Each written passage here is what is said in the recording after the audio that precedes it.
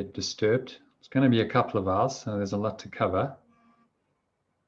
If you have any questions during the course of the session, then feel free to ask. We can make it interactive. So you can just put up your hand.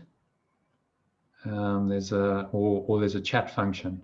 So either one of those, and I'll stop. There will be time for questions at the end as well.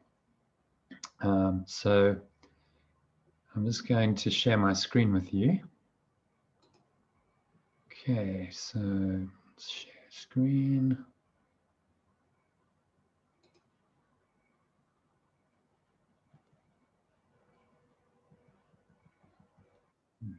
Oh, someone else has arrived.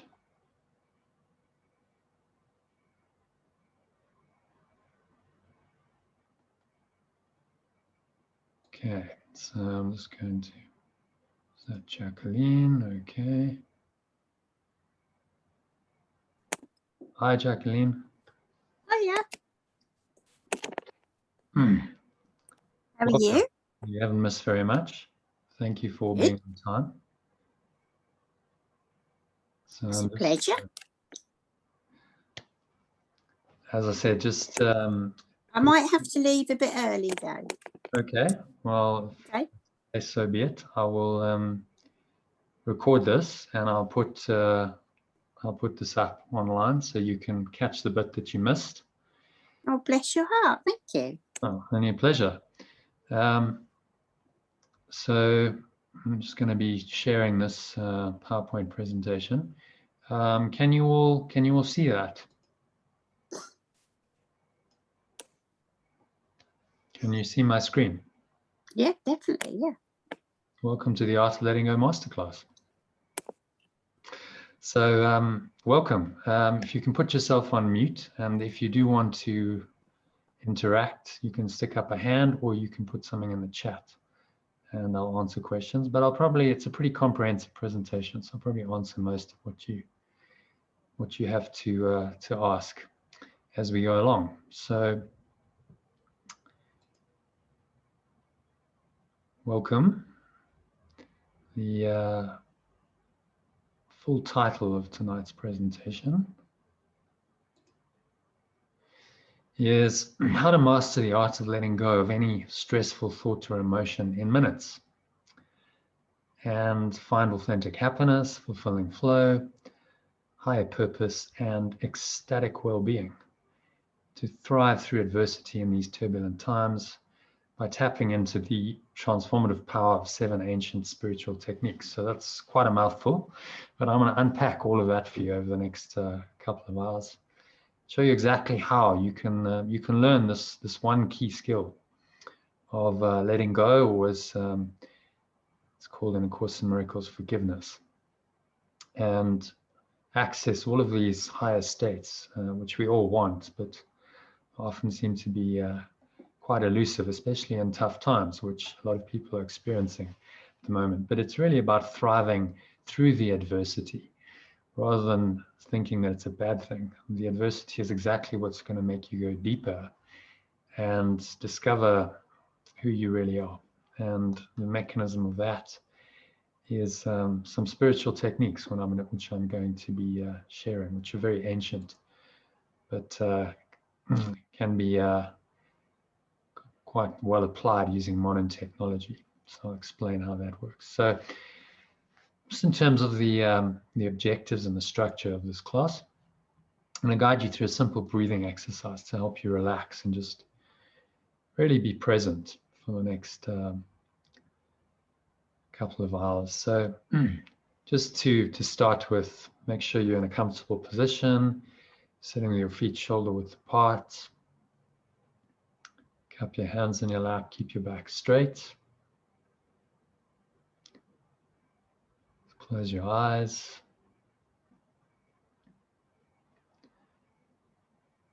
And just start off by taking a nice deep breath in through the nose. It's a diaphragmatic breath. You engage the diaphragm. That means your belly pushes out. Feel the chest rising as well, just to help you really anchor yourself into the present.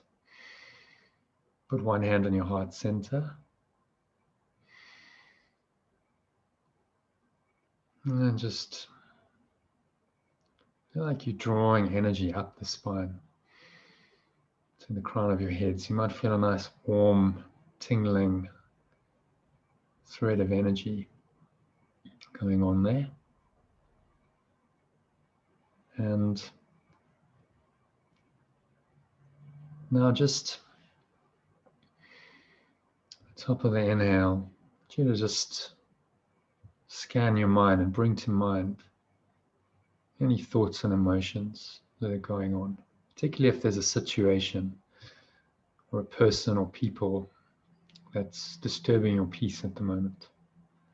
Just notice that and be really present and aware of these thoughts and emotions, but you remain quite detached from them at the same time. So there's just an awareness, but there's a sense of you looking down at these thoughts and emotions. So you're not the person that's actually thinking them and feeling them. You can imagine yourself just being kind of separate from them, floating above the thoughts and emotions, looking down on yourself. Any of those can work to create a sense of detachment. Again, breathe deeply through your nose. Just create some space, some awareness around these thoughts. And if it helps you, you can open your eyes and just look up at the ceiling. And you'll notice when you do that, that your mind really just blanks. Something that happens with the neocortex when you do that. And that just really empties your mind. It will help you to keep your mind very clear and very aware. Take another sip of air. So it's a maximal inhale breath. You create some space, some awareness around these thoughts and emotions. And notice anything that feels negative. It feels contracted, constricting, limiting, restrictive in any way.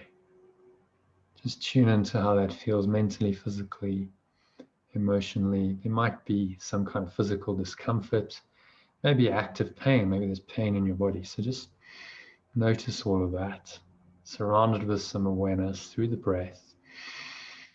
Have a sense of breathing in to that restricted, contracted feeling. And now you're just going to make a choice to really let go of all of this. You really don't want any of this. So you're just going to blow it all out with the breeze of your breath. So exhale out through your mouth.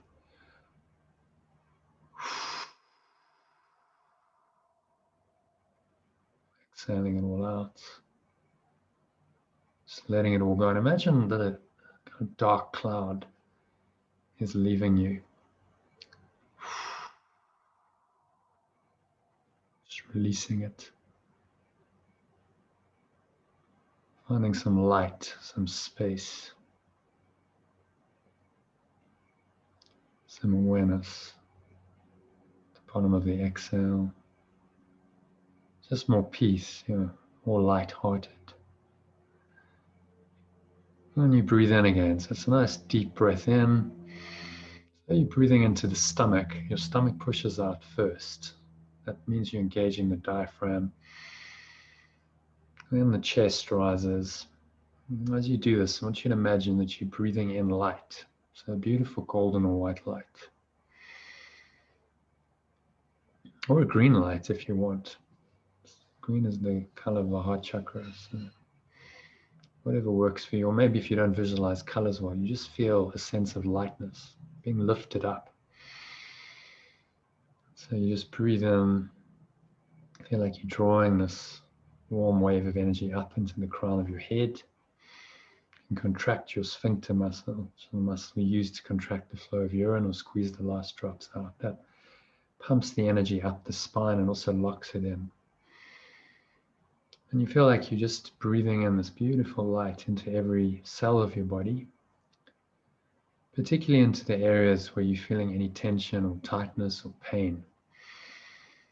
Just feel the dissipation that happens when you do this. Breathe it all in. You're breathing in the light. In the presence of the light, no darkness is possible. So smile, enjoy the peaceful sense of relief and freedom that you're feeling already, and notice any remaining darkness. So any thoughts, any emotions that are unpleasant, that feel contracted, limiting, restrictive.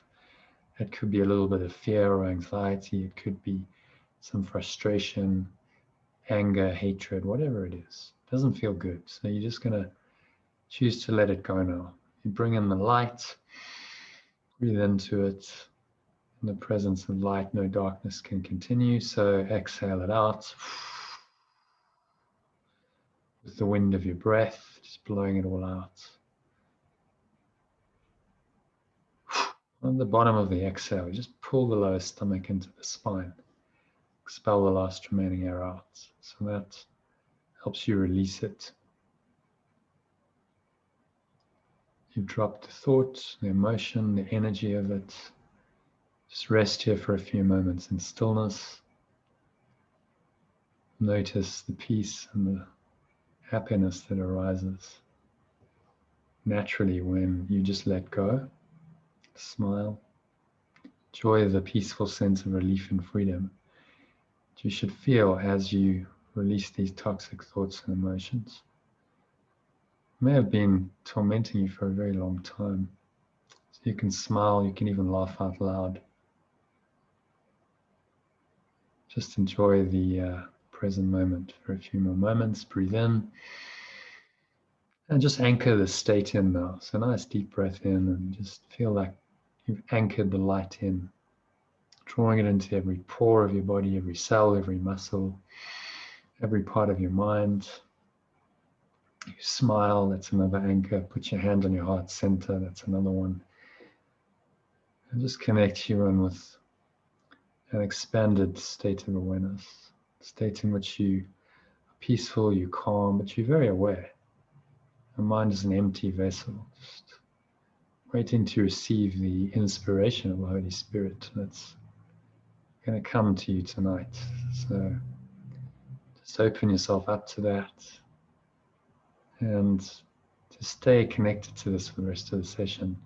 Just keep watching your breath. So exhale this time out through your nose. Make a little sighing sound in the back of your throat. So you're fogging sunglasses, but you keep your mouth closed. It's called the Ujjayi breath in yoga. In case you've done any yoga.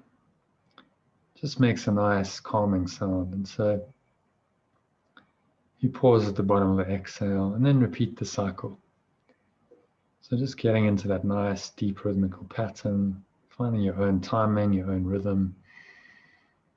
And just try and stay connected, a little bit of awareness on the breath for the next couple of hours as we go through this, because that'll help you be more receptive to this information, absorb it at a deeper level. And when you're ready, you can open your eyes. So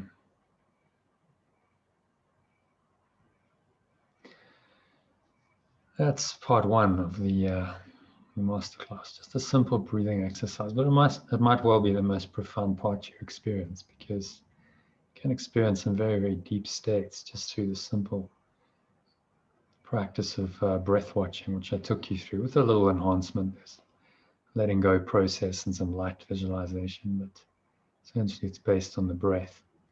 So as I said, just try and stay connected to the breath while you listen to this information, because it will mean it goes in at a deeper level. So secondly, I'm going to share the one secret skill, which I've already kind of let out the bag, but this is the one thing you need to master to allow your life to work miraculously. I'll talk about the 4 life-changing benefits of doing this. I'll reveal 7 stress-busting techniques to help you to master this one essential skill. Talk about how you can integrate practicing these techniques in your daily life to experience all these life-changing benefits consistently, because that's really what it's about. It's where the rubber meets the road, is practicing and applying, not just theory. And then at the end of the session, I'll guide you through a 10-step letting go process. So this was just a little taste of that.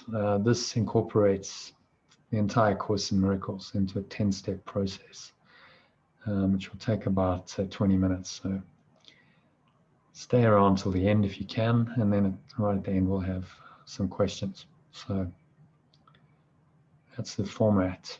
And as I said, if you have any questions as we go along, feel free to raise your hand or put something in the chat. So 10-step letting go process I mentioned, I'll guide you through this in about a 20-minute meditation at the very end of the masterclass. If you have to leave, then that's fine, but it'll be a nice way to see you off to bed. So stick around, and I'll also give you the written worksheet for the process, so you can actually work through it in writing. It's a very deep process that, as I said, incorporates all the teachings of a Course in Miracles into a simple 10-step process. I'll also give you a half-hour guided meditation recording to guide you through it, and one of you will win a half-hour online breath coaching session with me. That's a one-on-one session. So that all happens if you stay until the very end of the session. So just a little incentive to do that. If you have to leave, so be it. But if you can stay, then there's some nice extra bonuses. So let me ask you a question. Why are you here today? Let's pause and reflect on that. Take a nice deep breath in as you do that. You don't have to answer the question. Just reflect on it. And the answer is that you must be looking for something.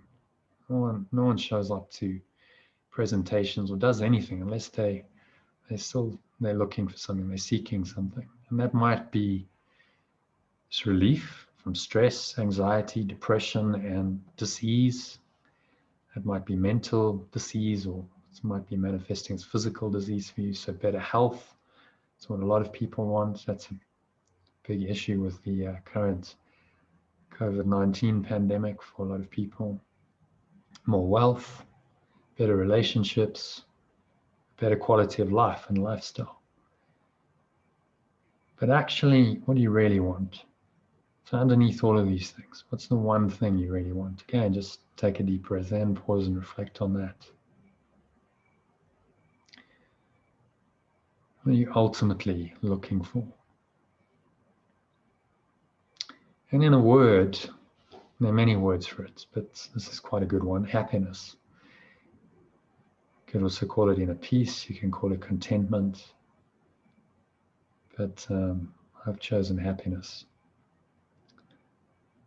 We're all looking for happiness. What we think is that these things, like more health, more wealth, relief from our stress and anxiety, is going to bring us that. And it's true to an extent, but in the end, happiness is something that can be experienced for no reason. Maybe you had a little bit of a taste of that in this little exercise that I guided you through. So I'm going to ask you another question. Why haven't you found lasting happiness yet? Why are you still looking? Again, take a deep breath in, pause, reflect on it. If nothing comes to mind, don't worry about it. But really, it's because you've been looking in the wrong place. And that's no one's fault. We have been conditioned to think in our society that we'll be happy when we have better or more of something external to us. And that can take many forms. So we're constantly bombarded with images of fit, healthy, young, sexy bodies. So that might be it. Probably not. If you're got a little bit older, you start to realize that, well, that's not really going to last. So the body is not a source of any lasting happiness.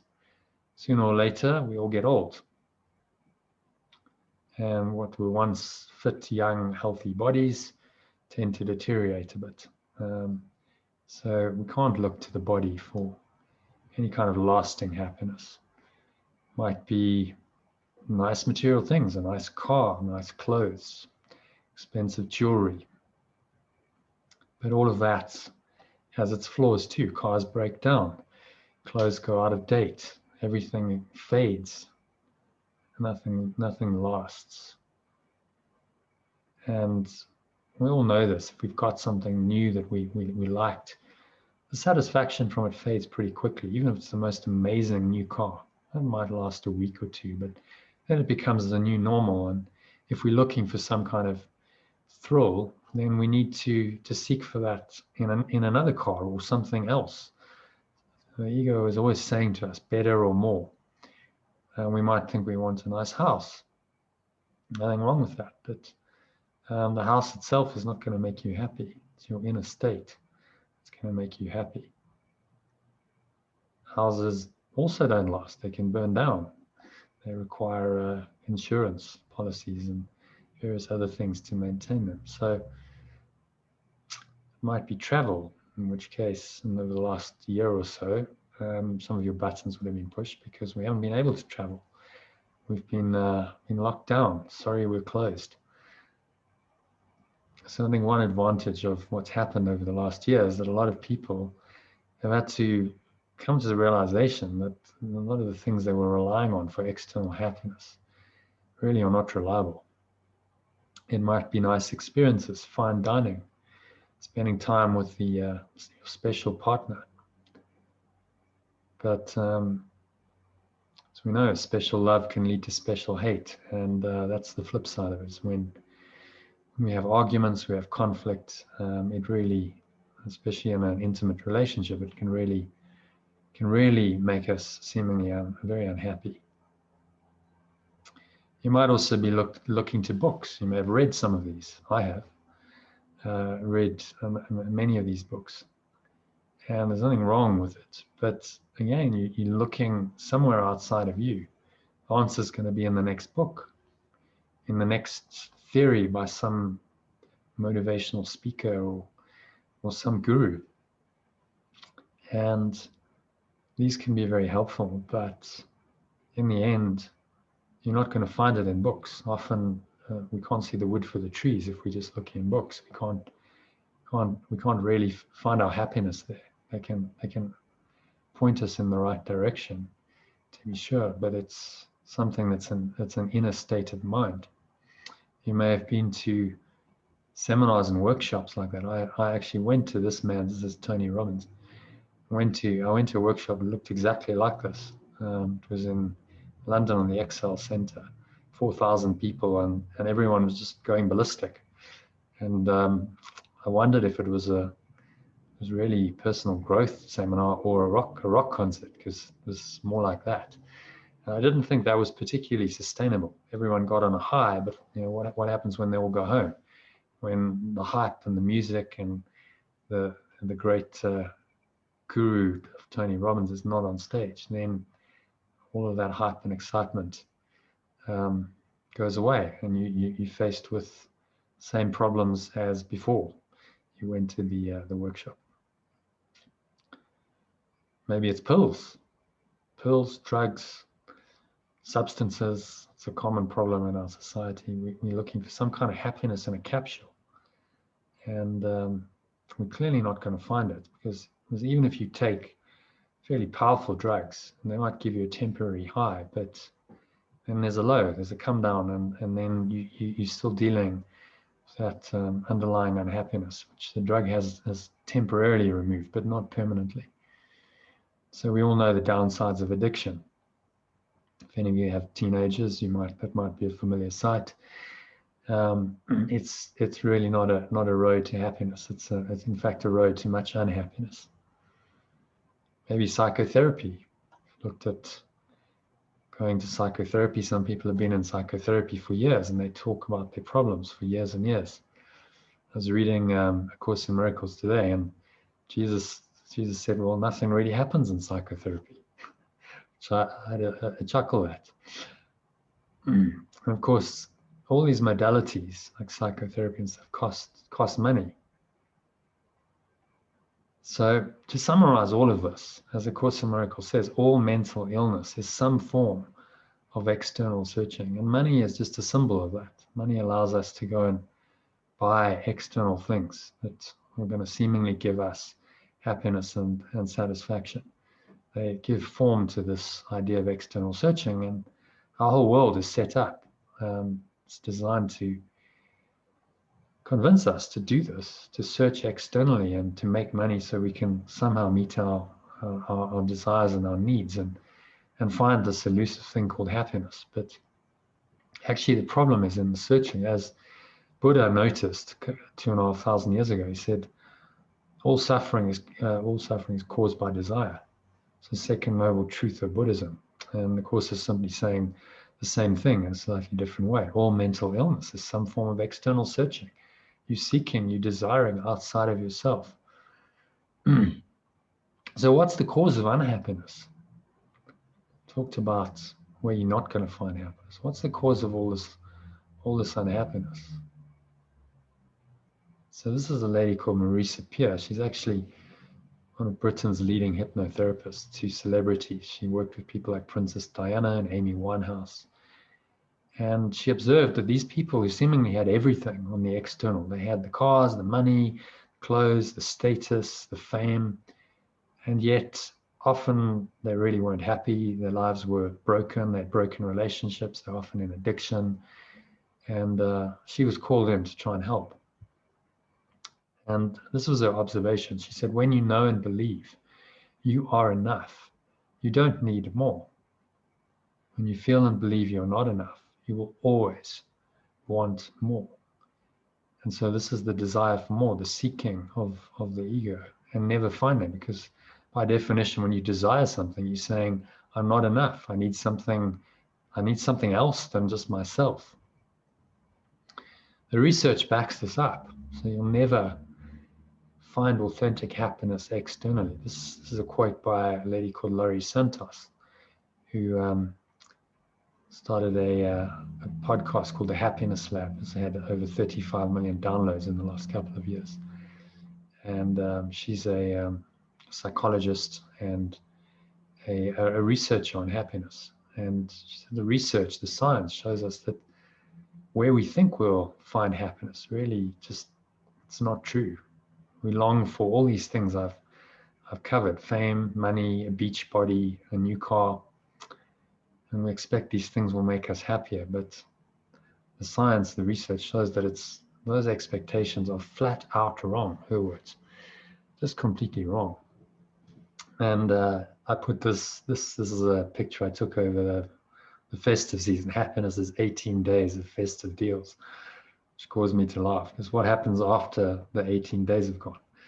Well, obviously it's a very temporary form of happiness if you're relying on what you can buy at shopping malls or anywhere else for your happiness. So happiness is not a goal in itself. This is a fundamental truth. As this quote from a book called The Golden Key to Prosperity and Happiness, published in the US in 1885, very wisely says, happiness is a butterfly, which when pursued is always just beyond your grasp, but which, if you will sit down quietly, may come and alight on you. And maybe you had a little taste of that during the breathing and little meditation we did to start this. You just sat down quietly, you let go of whatever was on your mind, and maybe this elusive butterfly of happiness alighted on you for a few minutes, and maybe it's still there. So as I'm talking, just keep watching your breath and keeping a bit of awareness on that breath to stay connected to that happiness. So this is a scene from the movie The Matrix. You might recognize it when Neo, who's the hero of the story, goes to visit the Oracle, and she points to the sign above her doorway and says, do you know what that means? Temet nosce means know thyself in Latin. So this is the ancient injunction, to know thyself. All the great spiritual teachers and teachings have said the same thing. Know thyself. This is where you will find happiness. This quote's by Mihaly Csikszentmihalyi, who's a professor of psychology in the US, and he's an author of many books on this idea of flow. And he's just reiterating this ancient truth. He says to know oneself is the first step toward making flow a part of one's entire life. But just as there is no free lunch in the material economy, nothing comes free in the psychic one. If one is not willing to invest psychic energy in the internal reality of consciousness and instead squanders it in chasing external rewards, one loses mastery of one's life and ends up becoming a puppet of circumstances. So very well said. It's just this idea that when we seek externally for rewards, we actually squander our consciousness. We squander our very life essence, and we become a puppet or a victim of circumstances.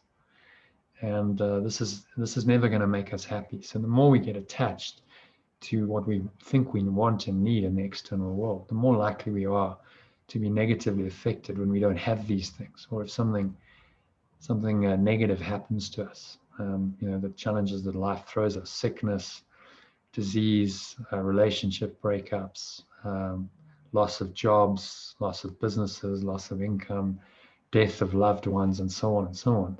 The more attached we are, because we're habitually pursuing some kind of external reward, the more that's going to make us suffer. So we've looked at what's not going to work, what's the cause of unhappiness is, external searching. So what's the key to happiness then?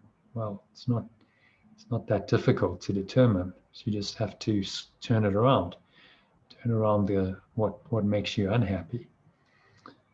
And this is what Jesus has to say about it in the Course in Miracles. Mental health is inner peace. It enables you to remain unshaken by lack of love from without, and capable through your own miracles of correcting the external conditions which proceed from lack of love in others. This is very well said. He's saying it comes from within, this inner peace, connection with a deeper part of you, and then you're able to express that in miracles. External world can change in response to this through this mechanism of miracles, which is, in another word, flow. So just different terms for the same thing. Mihaly Csikszentmihalyi coined this term flow, but a miracle is really the same idea. It's an inner state that then leads to generally some kind of action that's positive, that's helpful in the world, which shows you that you're on the right track. So happiness often relies on just one character trait, and that's self-discipline. Do we have the discipline to go within and really find ourselves and not seek externally for happiness, which is our conditioning and our programming? From a very young age, we are programmed by society to do that. So the discipline to do what, you might well ask? Well, in a word, to let go, in a phrase, to let go of any negative thought, emotion. So I've hyphenated that because it's very often difficult to distinguish between thought and emotion. The two are completely bound up. Thought leads to emotion, emotion leads to thought, and they reinforce each other. So it's a pattern, thought, emotion pattern that arises. So, and this is how negativity keeps us enslaved to it. The ego, if you want to call it that, this negative force in our minds keeps us thinking the thoughts, feeling the emotions. We feel the emotion, that then stimulates more negative thoughts, which create more negative emotions, and we spin ourselves around. And this is how most people carry on in their lives, just spinning around in this inner maelstrom of negativity. And obviously that's going to affect their actions, their words. It's going to affect their entire experience of life. If you can just simply let go of those patterns, let go of any negative thought, emotion as it arises, then you can experience what I call authentic happiness. So this is a happiness that is coming not from anything outside of you. It's something that's always in you that you just need to learn to tap into. So there are a couple of premises of authentic happiness. The first one is that happiness or unhappiness is always experienced in your own mind. Okay, that's true. Even if there's something that's seemingly triggering you to be happy or unhappy, it's an experience in your own mind. Happiness is not experienced externally. And secondly, only your own negative thoughts and feelings can make you unhappy. Again, you might dispute that, but in the end, it's not the situation or the circumstance or the person that makes you unhappy. It's the thoughts and the feeling that you have about that causes you to feel unhappy. So because these two premises are true, and just a little bit of self-inquiry, you can see quite clearly that they are true. Therefore, learning how to let go of your negative thoughts and emotions is the key to your happiness. It must be if those two premises are true. If you can simply learn how to let go of your negative thoughts and emotions, you have the key to authentic happiness. And this is really the simple teaching of A Course in Miracles. Forgiveness, or letting go, as I prefer calling it. It's really 6 of one and half a dozen of another. They mean the same thing. This is the key to happiness, to an authentic happiness, a lasting happiness. So that's key benefit number one of learning this one key essential skill of letting go of negativity, authentic happiness. And the second one is fulfilling flow. So I've already alluded to it, but I want to just show you the connection between happiness and flow very clearly, so you understand how the one really leads to the other. It's like building blocks. Without authentic happiness, you can't really experience flow. If you can let go of negative thoughts and emotions quickly, then you can be calm, poised, and able to enjoy each moment. If you can't let go of negative thoughts and emotions quickly, then your calmness, your peace of mind, your poise are nowhere. You're in turmoil, and there's no enjoyment at the moment. In fact, you're in hell in that moment. And when you can be calm and poised, you can take positive, effective action to respond to any situation appropriately. So this is what's called a miracle in A Course in Miracles. By changing your inner state, by letting go, by doing forgiveness, you can access a state of mind from which positive, effective words and action to respond really appropriately to whatever's arising in your life experience. And that just tends to happen naturally. And that's really what a miracle is. And that's what flow is. So they really refer to the same thing. Just a lot of people can get confused about terms like a miracle. So we think of miracles as, extraordinary, phenomenal things. You think of the miracles that Jesus did in the Bible, walking on water, turning water into wine, turning the miracle, the fishes and the loaves, feeding the multitudes and so on. So a lot of people think that that's what a miracle is. But actually a miracle is much more practical and much more attainable. It's just whenever you shift your mindset from a negative thought to emotion, and you find a sense of peace and you find calm, and then you act on that from that state, take positive, effective action. That's the miracle in action, and that's what flow really is. So that's key benefit number 2. So what is flow? Again, let's turn to Mihaly Csikszentmihalyi, who's the world's expert on it. He coined the term. He said it's when we act freely for the sake of the action itself, rather than for ulterior motives, that we learn to become more than what we were. So that's a very deep quote. I'm just going to unpack it a bit for you. So when we act freely, so there's no attempt to get anything external. There's no ulterior motive. The ego always has an ulterior motive for action. What can I get from this in the future? or right now, but it's always like, well, what can I get? I'm not just happy right now in the doing of the action itself. That's really the essence of flow.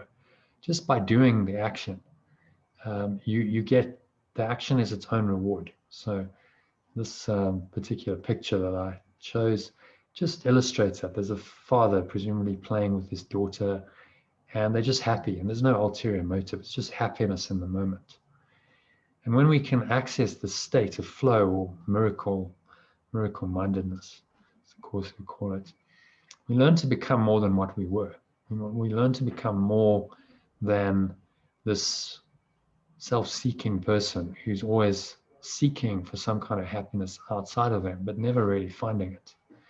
And we learn to connect with our true self, which is why letting go, forgiveness, and miracles really lead us back home. They lead us within to our true nature. And this quote, which is from another tradition, this is a modern psychological tradition, it says that absolutely beautifully. It just shows that the truth is universal. It's everywhere, and we can find it. We can find it in all things, not just in the Course in Miracles. So the third and the fourth key benefits are higher purpose and ecstatic well-being. So once you have this authentic happiness as a base, you know how to let go of your negativity as it arises. So you're pretty happy as a baseline state, and you're accessing the state of flow, experiencing flow in every aspect of your life. You're leading a miraculous life, really. Then health and meaning come of themselves. So this idea of well-being, you're being well, you're being in yourself, and you're being well. It's not just physical health. It's coming from within. It's your state of mind primarily, and then because the mind controls the body, that reflects in your physical health. It also means you find meaningful interactions and experiences in life, what I call extraordinary, ordinary experiences. So you don't have to do anything amazing. You don't have to go and do amazing travel or thrill seek or do anything extraordinary on the level of form. It's just your ordinary experience of life becomes extraordinary because you're in the state of being well, and you experiencing these miraculous experiences and results regularly. So you're experiencing flow in your daily life in just very ordinary experiences. And that is what I mean by extraordinary, ordinary. And that's very attainable. It doesn't mean you have to change anything on the level of form. It just means you change your inner state. You change the state of mind that you're in, and that changes your experience of life and your results. So most personal growth teachings talk about outside in. They're saying, well, if you get these things, if you achieve these things, if you have more money or more fame or more sex or even more experiences, then you'll be happy. But it's completely upside down. You need to be happy first, and then carry that happiness with you in your life. And then that will manifest miraculous experiences and results in your life. So it's an inside out rather than an outside in philosophy. So that's a higher purpose and ecstatic well-being. And ecstasy is really, it's not something you have to go and meditate for hours to achieve. You can experience these little ecstatic moments where there's just happiness, there's just joy. It can be just a moment, it can be a smile, it can be while you're driving, it can be while you're cooking, it can be while you're speaking to someone someone you love. These little moments can just start happening, these miraculous experiences to lighten your day. And underlying all of it, there's a baseline state of happiness and flow, which carries you through, which sees you through your entire life. So to summarize, the 4 keys to an extraordinary life. Benefit 1 is the key to authentic happiness. So this is how to let go of any negative thoughts or emotions, no matter how challenging the situation provoking them seems to be. So that's absolutely the key skill. It's a foundational skill. If you know how to let go of any negative thoughts or emotions, no matter how challenging the situation provoking them seems to be, you can be happy in any circumstance. Even in the most dire circumstances. People have experienced awful circumstances, been in concentration camps, been in prison, been abused, and yet they've managed to find a deeper sense of happiness, an authentic happiness that allows them to get through that experience. And then the situation often changes for the better. So benefit 2 is the key to fulfilling flow. This is how to remain poised and enjoy the moment while taking positive, effective action to respond to any situation appropriately. This is miracles in action. From your inner state of happiness and flow, you're able to really act really positively and effectively and respond appropriately. And it just happens. This is what's called guidance. This is the Holy Spirit, if you like, guiding you to take actions, to speak in your daily life in the most effective way possible. And then benefits 3 and 4, the key to higher purpose and ecstatic well-being. So this is how to be happy and in flow in every aspect of your life. So it's not just in one aspect. Some exceptional performers, sportsmen and artists and so on, they can do it in one area of their life. They can do amazing things when they're on the tennis court or athletics track or when they're painting, but often the rest of their life isn't that great. They often have difficult relationships and sometimes health issues and so on.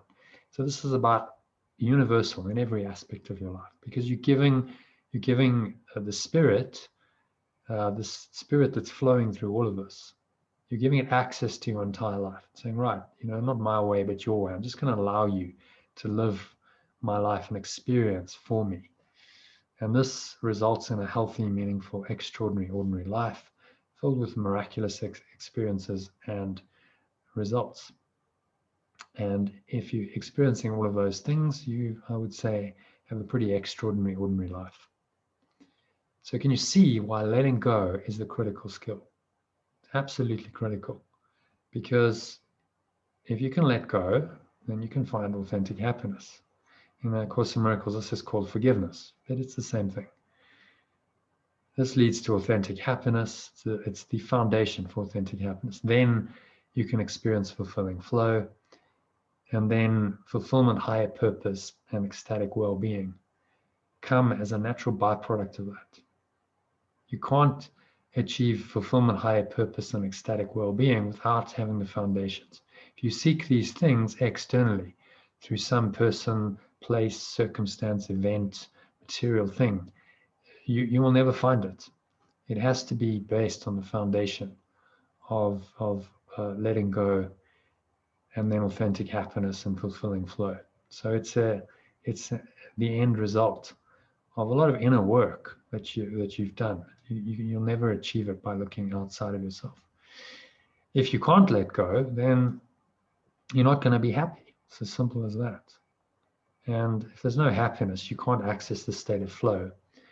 And no flow, no happiness means no fulfillment, no sense of higher purpose. You just kind of grind your way through life. And the best that the ego can offer you is some kind of sense of temporary satisfaction from external rewards. But we know a lot of seemingly high achievers, these celebrities that lady Marisa Peer would they were clients. They hit a wall trying to do this. They would try and find happiness externally, and because the mind is powerful, their motivation to do that helped them to get the external things, but they hadn't done this inner work, and so then usually they crashed, and that's when she was called upon to try and help them to resurrect their lives and try and find some happiness, even though they have all of the external things that most people are craving.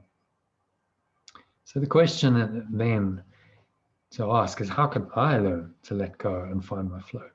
How can I actually do this? Well, learning new information is often a necessary, but it's not a sufficient step for a true transformation of mind to happen. So you may have learned something new tonight. Maybe it's just quite familiar, just stated in a slightly different way. But we all know information alone isn't enough for transformation. There are two ways for a true transformation of mind to happen. So that's a fundamental shift in your mindset. It's a shift in who you believe you are, and then how you perceive yourself and how you perceive the world. That's what transformation is. So the first way is what I call the way of the cross. This is through intense pain and suffering. You're forced to go within and break through suddenly to a new level of understanding and wisdom. And this is the traditional way. It's the way a lot of quite well-known teachers have taken. So someone like Eckhart Tolle, you might be familiar with his journey. He was a very unhappy man until the age of 29. In fact, he was suicidally depressed. One night he was lying in bed and he just said, I can't take this anymore. I can't stand myself anymore.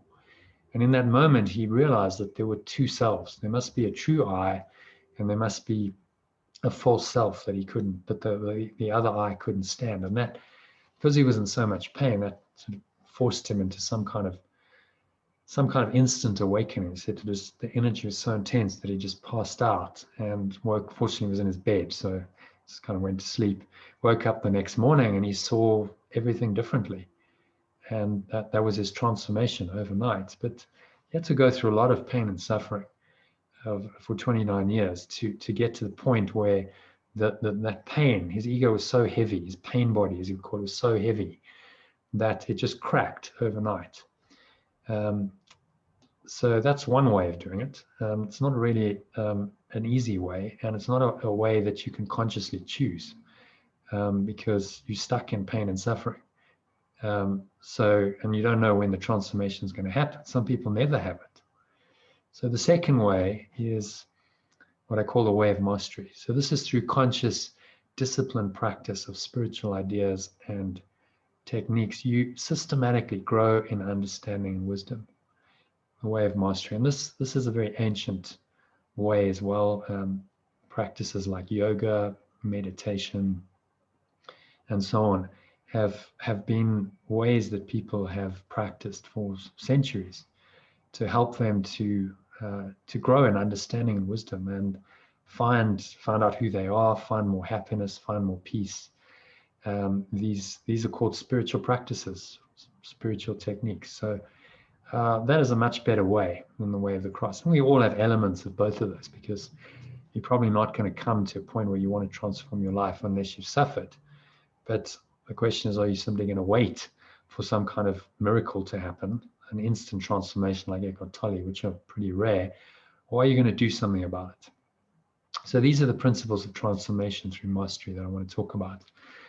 Firstly, it's understanding and realization through your personal experience. It's not about book learning. It's not a theory. As Jesus says in the Course, a universal theology is impossible, but a universal experience is not only possible, but necessary. So it comes down to your own personal experience. It does require your active willingness and disciplined effort. You have to put in the time and the effort to attain these higher states. So doing key spiritual practices regularly is absolutely essential. And it can be greatly facilitated by another person or a group who help to raise the persons or the initiates. I'm using alchemical language here. When you undergo a transformation, you're an initiate in this transformational process. So it can help to raise your consciousness by transmitting positive energy. And that can happen through time and space. So you're on the other side of the world to me, but it doesn't matter. There's an energy transmission that's going on right now using this amazing technology we have for energy transmission. That's all that's happening right now. And there's also this idea of accountability. So if you're in a group and a number of people are on the course with you, then you're going to feel more accountable. You're going to feel like, okay, I need to do this. I'm not on my own, and that's going to help you to engage more and therefore to get more benefit. So there's a great advantage to doing group work. Unfortunately, through this technology, we don't have to physically meet. You can do group work just wherever you are by connecting through the internet. And then immersion in these key spiritual practices and this positive field of consciousness really greatly accelerates this transformational process. So if you can really immerse yourself in these practices and in this positive field of consciousness through the group, you can get an experience that is really accelerated. It can save many, many years of time. So these are 7 KSPs, or key spiritual practices, as I call them, that I recommend, which include breathwork techniques. So you've already experienced some of that tonight and yesterday, if you did the meditation I guided yesterday. And I just want to reference this. So none of this is new. In fact, this is very ancient knowledge. This comes from the yoga philosophy and teaching, which is thousands of years old. It was written down by Patanjali a couple of thousand years ago, but it predates that by several thousand years, going back to many thousand years before Christ. So very ancient knowledge, and these breathwork techniques incorporate asanas, which is the posture. So that's just you sitting in a meditation posture, as I guided you to. That's an asana. It's not, in modern terms, we think of asanas as physical postures where you're moving your body, but actually originally asana is just a good meditation posture. Pranayama, which is breath control, literally in Sanskrit. So it means learning how to control your breath. And again, you just experienced a little bit of that. And pratyahara, which means withdrawal of the senses. So you might have experienced that when you go within and just breathe, you start to withdraw your senses from the external world. And that's all incorporated into a simple breathwork practice like you did earlier this evening. And multi-dimensional meditation. So this is meditation, but with a slight twist. So you're using many techniques, or what are called mantras, to really help the mind to go deeper. So breathing is one mantra, just watching your breath. In fact, I'm going to be doing a 10 days of that at the end of May, just a Vipassana course where you just watch your breath. That's one way, but for a lot of people that might be quite challenging. So multi-dimensional meditation will incorporate things like visualization, maybe like touching. I asked you to touch your heart center to visualize light, toning, or just noticing the sound. So that's auditory. So auditory, visual, and kinesthetic, engaging all of these senses to take you deeper, to really give the mind something to chew on, like a dog with a bone.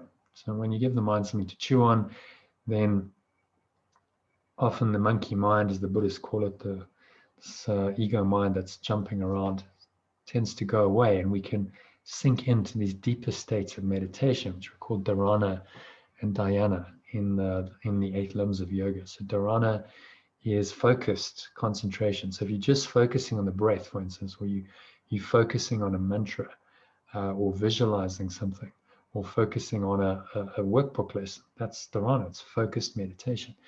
And that leads to experience of dhyana, which is a very deep contemplative state, where in modern psychological terms, you go into a delta state. You're still aware, you're not asleep, but there's just a very deep sense of being at peace and just pure awareness. The mind is not focusing on anything specific, but it's all a progression. It starts with this. These are building blocks. And eventually you get to this deeper contemplative state of meditation, and you can access that regularly with practice. The third one I want to talk about is forgiveness, or letting go, as I prefer to call it. So whichever works for you. A lot of people find forgiveness a difficult word because of connotations of religious connotations. They might have been exposed to the word forgiveness in traditional Christianity, and that's not really what it means. It's not about seeing someone sin and then trying to pardon them. The idea of letting go is you let go of your own negative thoughts and emotions about that situation, about that person. That's what forgiveness means. So I tend to use the word letting go because it's more descriptive of what you're actually doing. You're letting go of the thoughts and emotions. You're dropping them. You're dropping the thought, the emotion, the energy, and all of that is incorporated into some of these aspects of yoga. Yama, niyama, those were observances of what to do and what not to do, basically. It's the idea of leading a clean, healthy lifestyle, avoiding things like too much sex, like craving things, desiring things in the world, unclean habits, smoking, drinking, intoxicants, these kinds of things. Letting all of that go. So establishing a good foundation so that your mind is clear and empty and you can go into these higher states. And also pratyahara. Forgiveness is really about letting go of your attachment to the physical senses and not giving them the meaning that your ego wants to give them. The fourth principle is group discussion sessions. So whether they did that in ancient times, I'm sure they probably did, but it's incorporated as a principle called svajaya in the niyama limb of yoga. So it's part of spiritual study, and a great way of studying is to discuss. So instead of just reading a book, you discuss and you get other people's viewpoints. It's interactive. You ask questions, you get them answered, and there's a lot of learning that can happen in group discussions. Research shows that it's one of the most powerful ways for learning. And then reading and listening to spiritual texts. So you probably all read A Course in Miracles, maybe you read other things as well. But you'll know that there's a deep immersion that can come just from reading. Nowadays, modern technology, you don't have to read, you can listen. You can listen while you're walking, while you're driving, or you can listen in a guided meditation, which I'll talk to you a bit more about as we go along. Because that's what I've tried to do, is really, instead of you reading it, give you a deeper experience through a guided audio meditation of these profound words in A Course in Miracles, because that's the chosen spiritual text that I work with. I haven't found anything more profound anywhere in any spiritual tradition or religion. And then number 6 is fasting or abstinence. So the idea of this is it's not just fasting from food, and that is one way of doing it for sure, but it's abstaining from these things that are not good for you.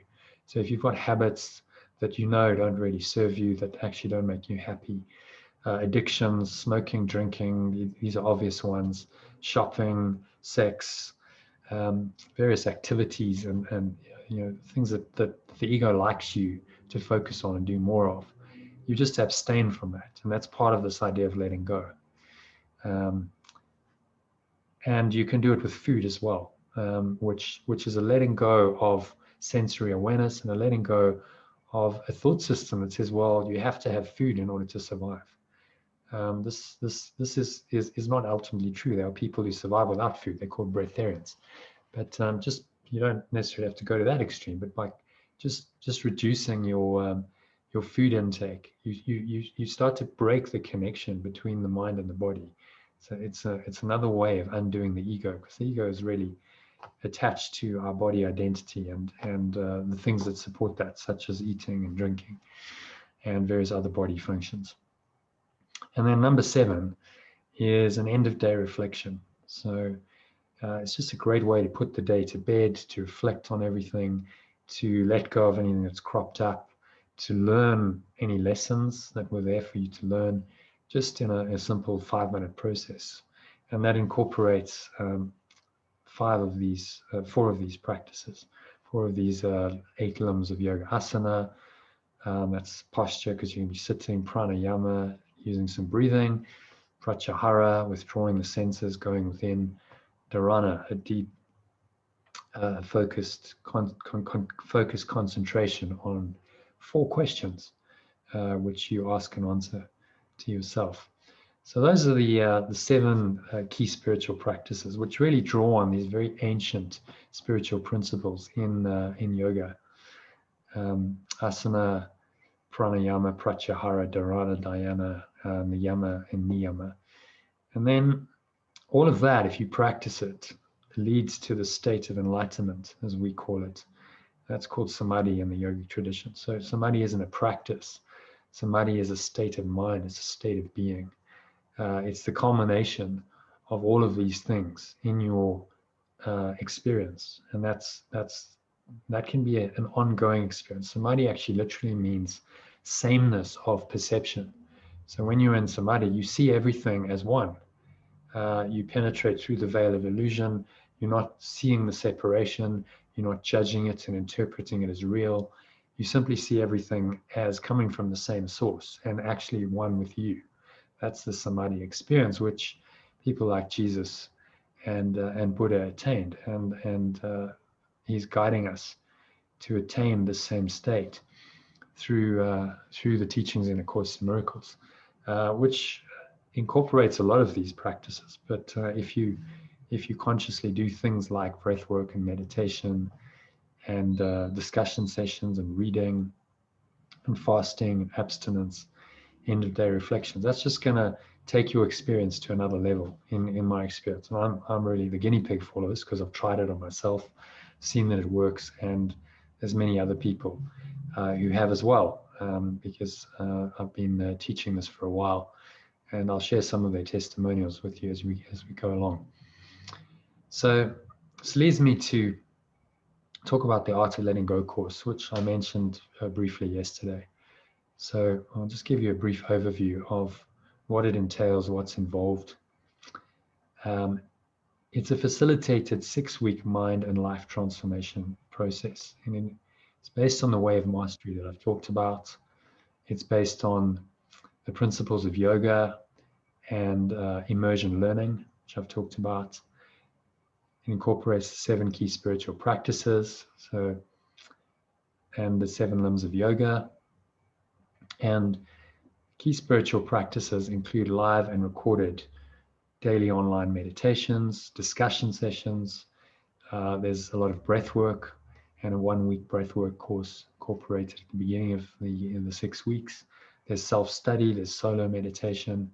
It's really an immersion experience into these key spiritual practices in a facilitated, guided way. So the goal is to help you to learn to let go of fearful, stressful thoughts and emotions, anything that's negative, whenever they arise, so you can start consistently experiencing the key benefits I've already talked about. So authentic happiness, you'll know how to let go of any negative thoughts or emotions, no matter how challenging the situation provoking them appears to be, and choose to be happy instead. It's as simple as that.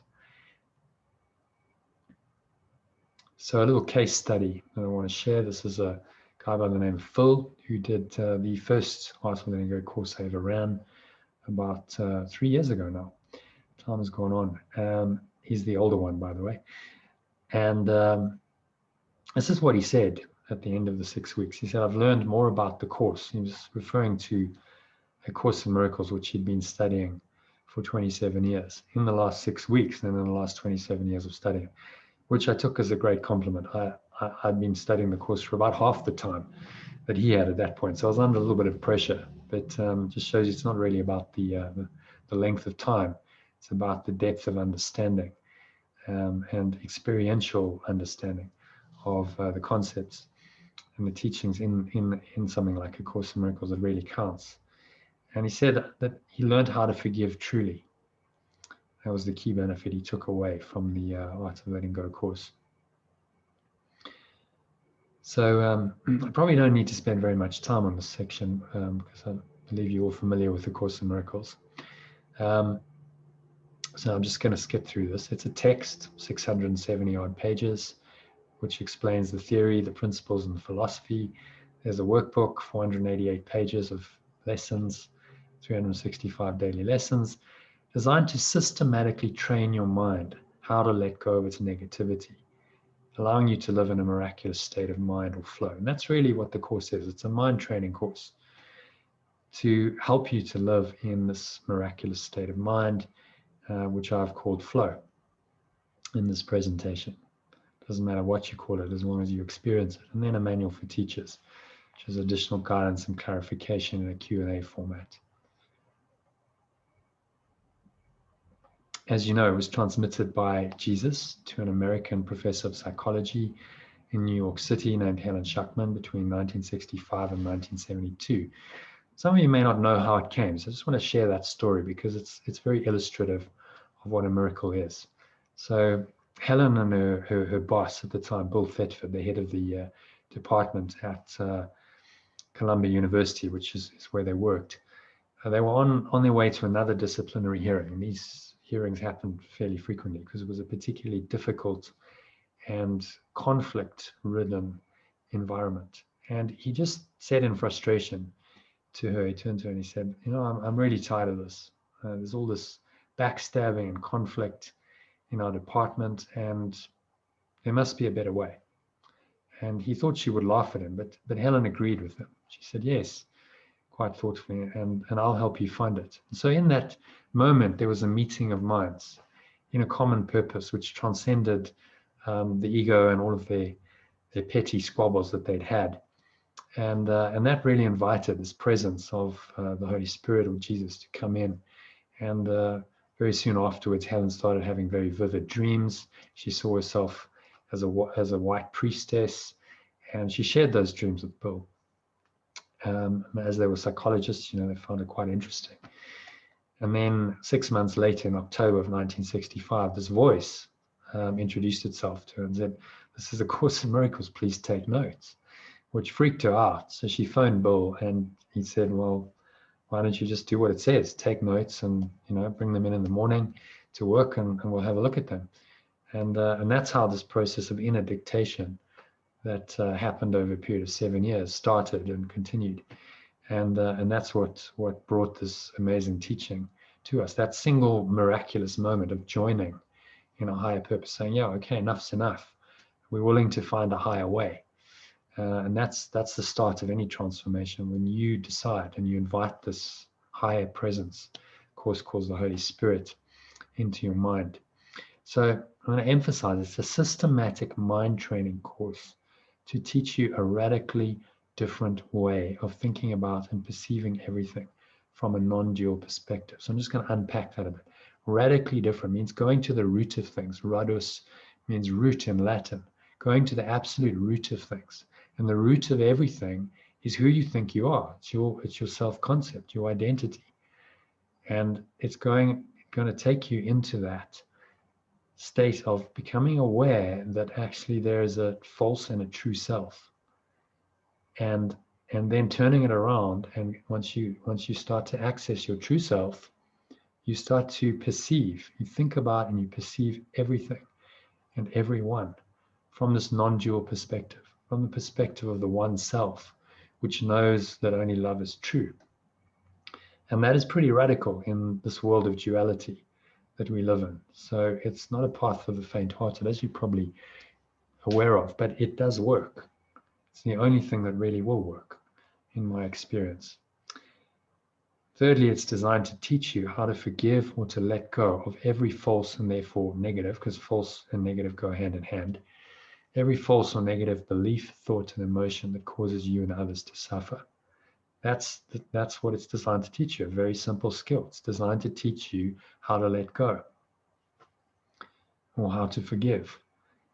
And it is a spiritual path that will allow you to live happily, peacefully, and lovingly. And all of that is miraculous living, or being in flow, as I call it, however you want to term it, in the world. This is being in the world, but not of the world, as Jesus put it in the Bible. And ultimately escape this world entirely. So it's a path leading you out of this world, out of this universe, out of time and space entirely. But while you're here, which you're going to be for a while, you may as well experience happiness, peace, and love, rather than unhappiness, hatred, anger, attack, fear, and so on. In fact, if you're experiencing those negative states consistently, you're not going to escape the world. You will come back, because your mind will seek to come back to the level, this world, where it can experience those things. These things do not exist. These states of mind do not exist in heaven, in this dimension, this transcendent dimension, which the Course points to, which every great spiritual teaching has pointed to. So this is just another version of the perennial philosophy, as it's called. So some well-known students and teachers, Marianne Williamson, who ran for president last year.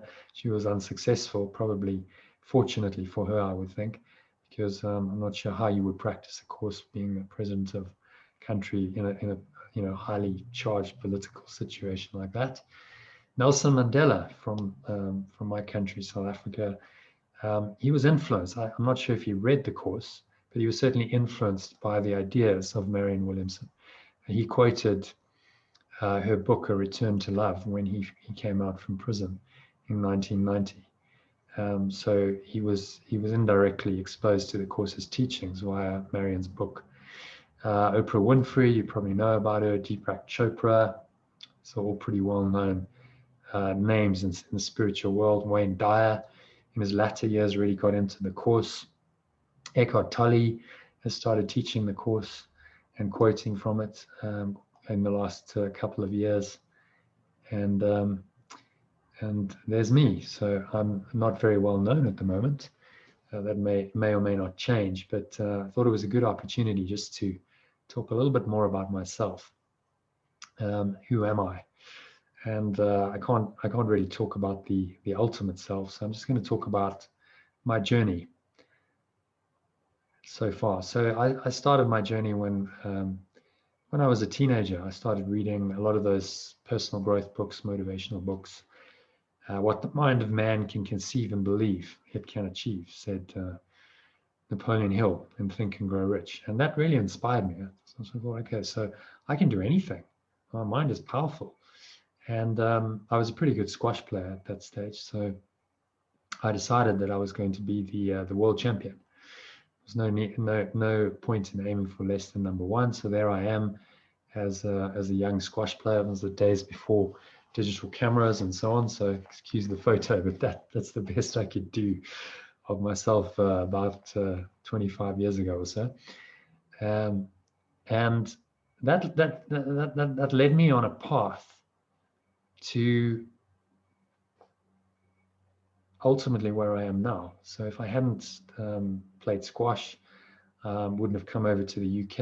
I came over about 26 years ago, and I learned to meditate because I wanted to improve my squash.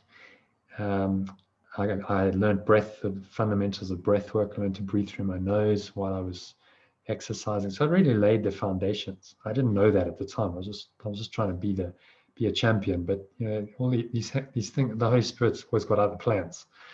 I think John Lennon said, "Life happens while you're making other plans." So my plan was to be the world champion, which didn't happen. I got to a point in my late 20s.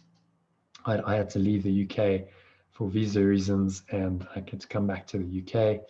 I had to come back to South Africa, and at that stage I was in my late 20s, and I had to face the fact. I remember one day just sitting down, and I'd lost a match to a guy who I normally beat, and he was certainly no world beater, but he was nowhere near the top in the world, and I just had to face the fact that this wasn't going to happen.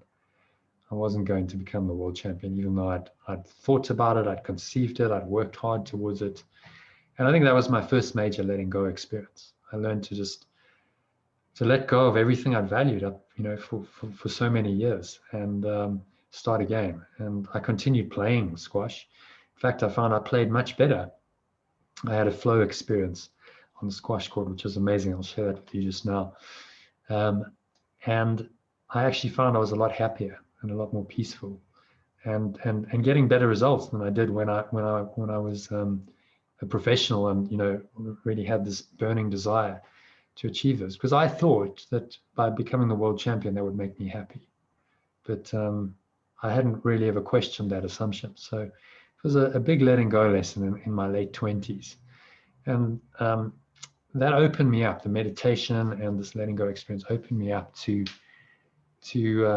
some spiritual teachings. I started to read people like Eckhart Tolle, Neil Donald Walsh, and really started to go, wow, this is like amazing teaching. There's something amazing that I've missed my whole life. And very soon afterwards, I started to teach it in 2003, 2004.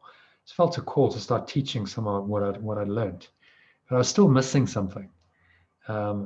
So all these teachings were pointing to something, but I still felt like I was missing the truth. And then in 2006, I came across the course. I'd seen it referred to, I'd seen it in quotes and stuff, but I decided to buy it and started reading it. And to be honest, to start with, it just went over my head.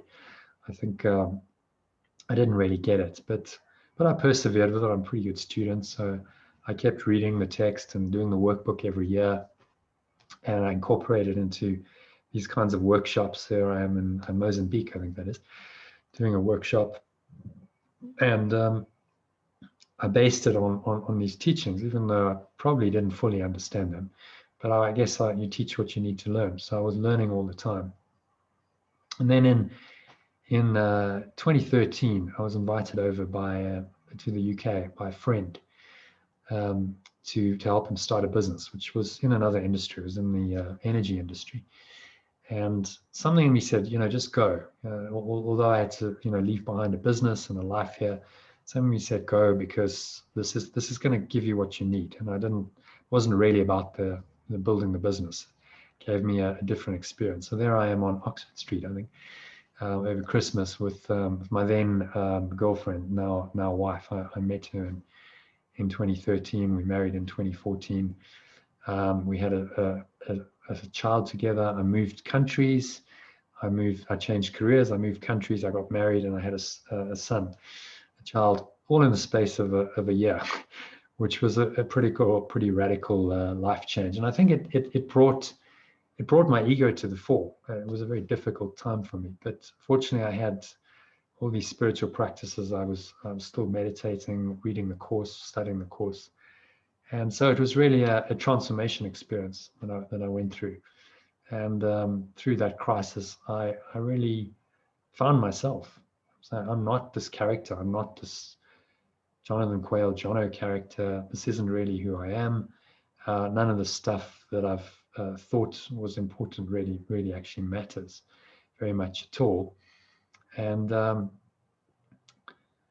I continued teaching this. That's me doing a breathwork course in Shaftesbury, where we were living for a couple of years. That's me in corporate mode. So I have another business that does corporate finance, capital raising, and I have a merchant services and utilities business in the UK. So I have another aspect to my life, but I'm really passionate about this because I believe that these teachings, and there I am on the beach a year ago with my son in South Africa. And who knows what's next. I'm currently in South Africa trying to get a visa to go back, but I can't until the UK government lifts its restrictions. So that's the current state of affairs. I'm planning to do a Vipassana course, 10-day breath watching course next month. And who knows, I'm just being guided to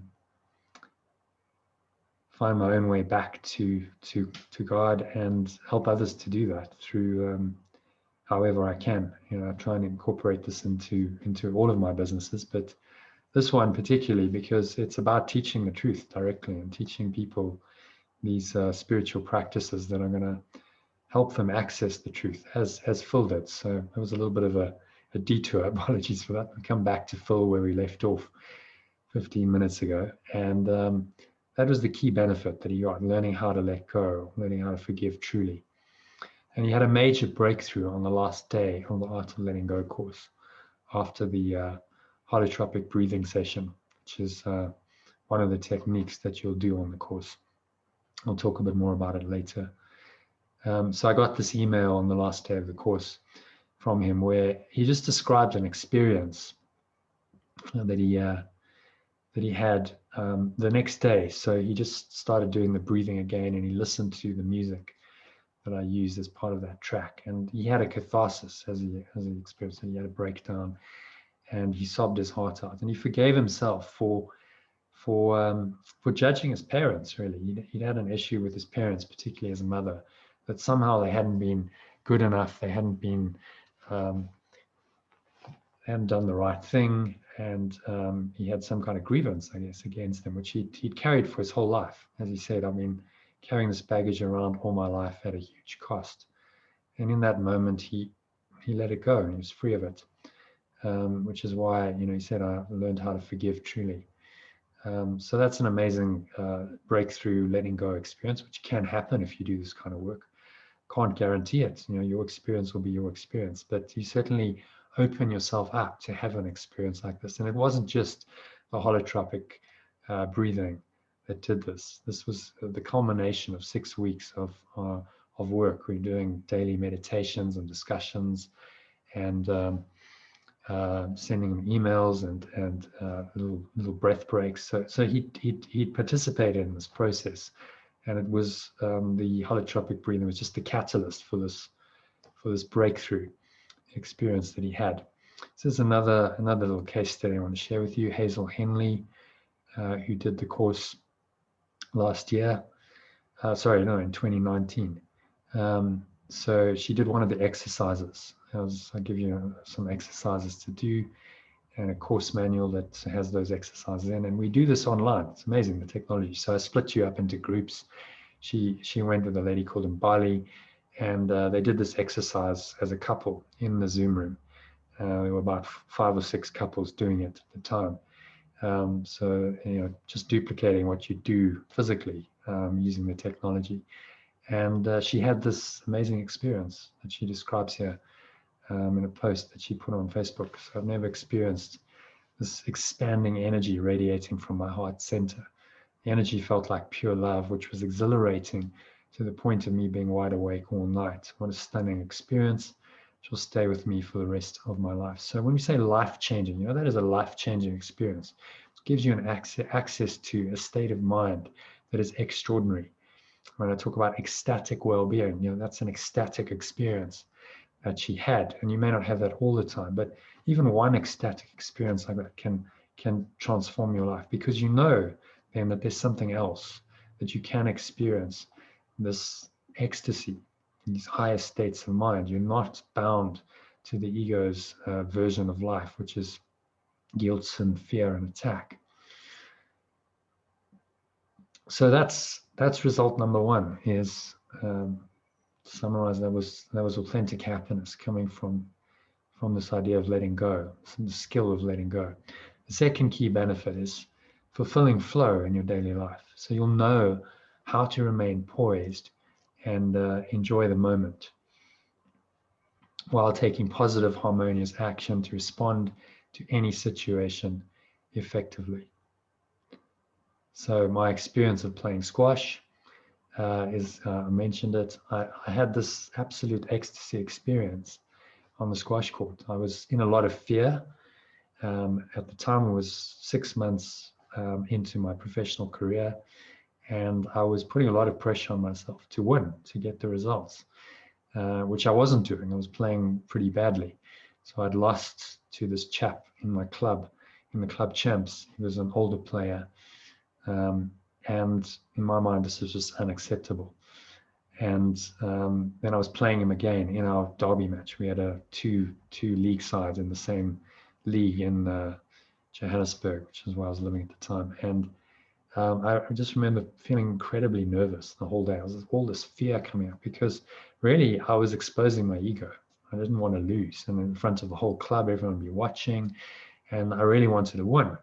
So I was obsessing about the results. But late in the afternoon, I went for a little walk with my sister. It was a nice day. We had a little chat. She said, well, why don't you just relax and enjoy it? Which made a lot of sense to me. Easier said than done. Somehow I managed to blank my mind and not think about the outcome, not think about anything, in fact, not think at all about how I was going to play, the outcome. And I went onto the court at 9 o'clock at night in this really empty state. And I had the most amazing experience. It was a spiritual experience on the squash court, where because I'd let go of everything, I just played, and it was totally free flowing. I just broke through all of that fear and that constriction and limitation, and I played amazing squash. Needless to say, I won the match easily. The guy only got a few points, having beaten me a couple of months earlier. It just showed me it was really about the state of mind that you're in. That determines your experience and your performance more than anything else. As Eckhart Tolle said so well, artistic creation, sports, dance, teaching, counseling, mastery in any field of endeavor implies that the thinking mind is either no longer involved at all, or at least is taking second place. power and intelligence greater than you, and yet one with you in essence, takes over. There is no decision-making process anymore. Spontaneous right action happens, and, quote, you are not doing it. Mastery of life is the opposite of control. You become aligned with the greater consciousness. It acts, speaks, and does the works. And that's exactly the experience, to the T, that I had. It just happened through me. I wasn't in control. I just was able to observe it. And it was amazing. It's one of the most amazing spiritual experiences of my life, which transformed my life, transformed my career. I never went back into the same level of fear. And possibly my whole life, I may not be doing what I'm doing now if I hadn't had that one experience. So it really was a life-changing experience of flow in action. At that point, I didn't understand what flow was, but it certainly made me curious to go and read more and explore more about what this thing called flow was. Third key benefit of the Art of Letting Go course is higher purpose. So you'll start experiencing more happiness and flow in every aspect of your life, and find higher purpose and meaning in all your daily activities. And this is really what your purpose is. It's to be happy now in your daily life. As Jesus says, your happiness and your function are one. That's Workbook Lesson 66. That's your purpose, is to be happy, and to carry that into your daily life, be in flow in every aspect of your life.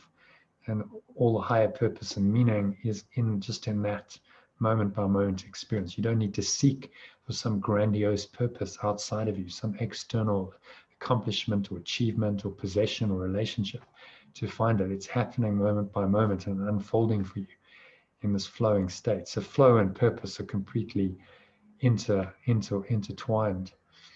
Another little case study. So this was a guy called Wim who did the first course I ran 3 years ago. And he posted this on the Facebook group a couple of weeks into the course. He said, I experienced this severe ego attack where he got really upset. He was trying to play tennis. He wanted to win. He got very irritated. His irritation escalated and he just played really badly. And the whole thing was a very unpleasant experience.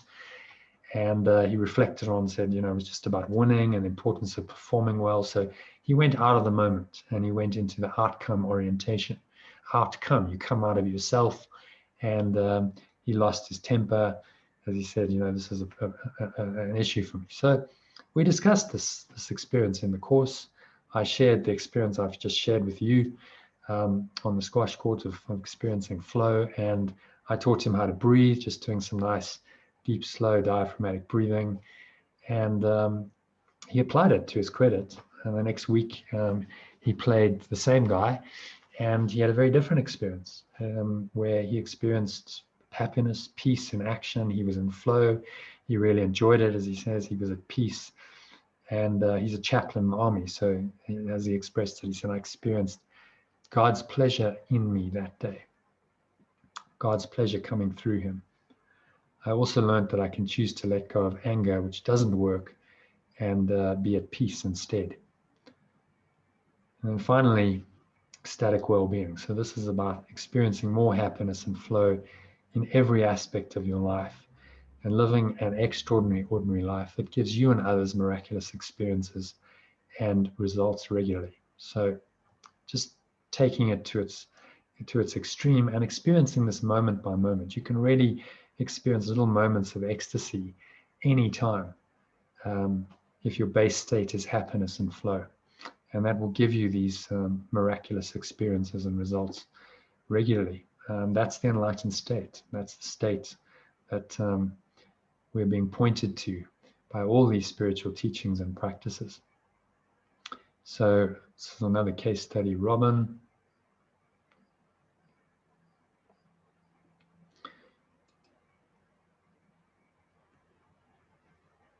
So this is what she had to say at the end of the course. I asked people to fill in a feedback form.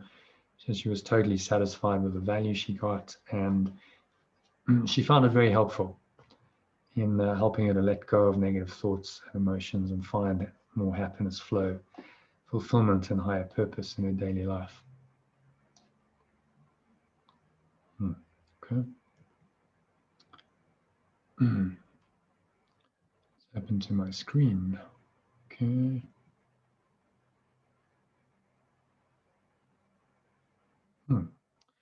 All right then.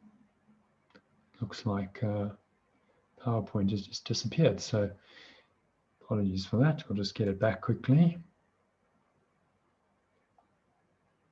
So let me just open it up for questions while we have a little break.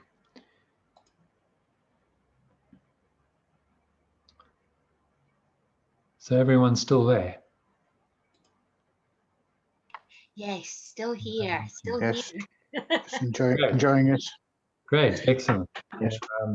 Yeah, I'll try and speed up a bit because it's already 25 to 9 your time. But if you're enjoying it, you know, if we can go a little bit past the hour, that would be great because I'm in flow and hopefully you are as well.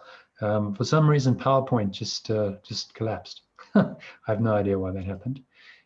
So let me just try and get it back quickly. And any questions so far?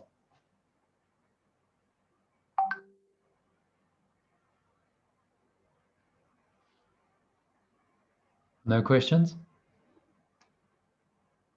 No.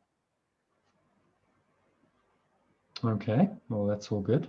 So obviously everything's very clear. Let me just get PowerPoint back. I have no idea why that just stopped suddenly. There's no reason for it to do that, but such is technology. So are you all part of the Miracles Network? So you're all familiar with the course? Yes. Yeah. Okay. Yes. So a lot of what I went over, but really this is about having a different experience. Even if you've worked with the course for ages, this will give you a different experience of it, a different perspective of it, because and ultimately that's what it's trying to do. It's taking you into a deeper experience of the truth. So as you know, as you saw, one of the guys who did the first course had been doing it for 27 years, and he got huge value out of it because it gave him a different perspective and a different experience of the course. Okay, let's just get that going.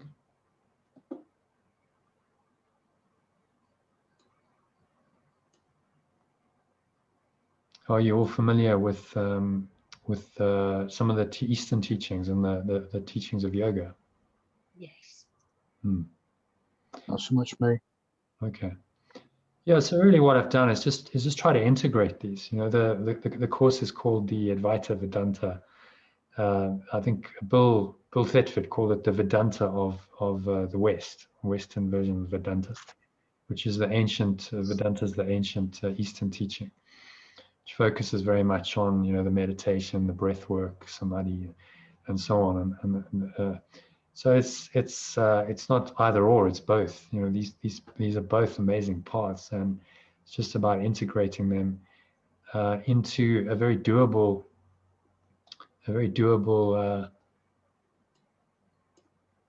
practice. Let me just get into the slideshow. You know, I'm just gonna take it back to where I was so we can save some time. Let's get back to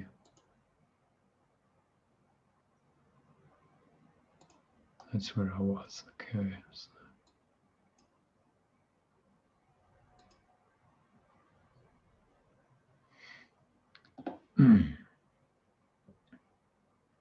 All right, so let's continue.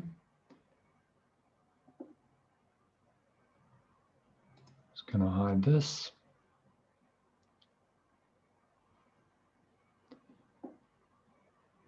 So that was Robin's feedback after the course, and then she said that her key takeaway from it was having more peace, less anxiety, sleeping better, not taking painkillers for stress headaches, better relationships with her children, and not as frightened or worried. So pretty overall transformative experience in 6 weeks. And she's maintained that. This has put her on a spiritual path. She's continued studying the course. She's part of our community, Art of Letting Go community. This was a video that she recorded. Hi, my name's Robin. I did the 9 course months last year with Jonathan. afterwards. I've never heard So of the course before. I'm just going to leave you to listen to this. Something entirely different to me, although I've been practicing meditation. I've been going to breathworks for some time, trying genuinely to find peace. I'm a mum, I work, I've got a normal busy life.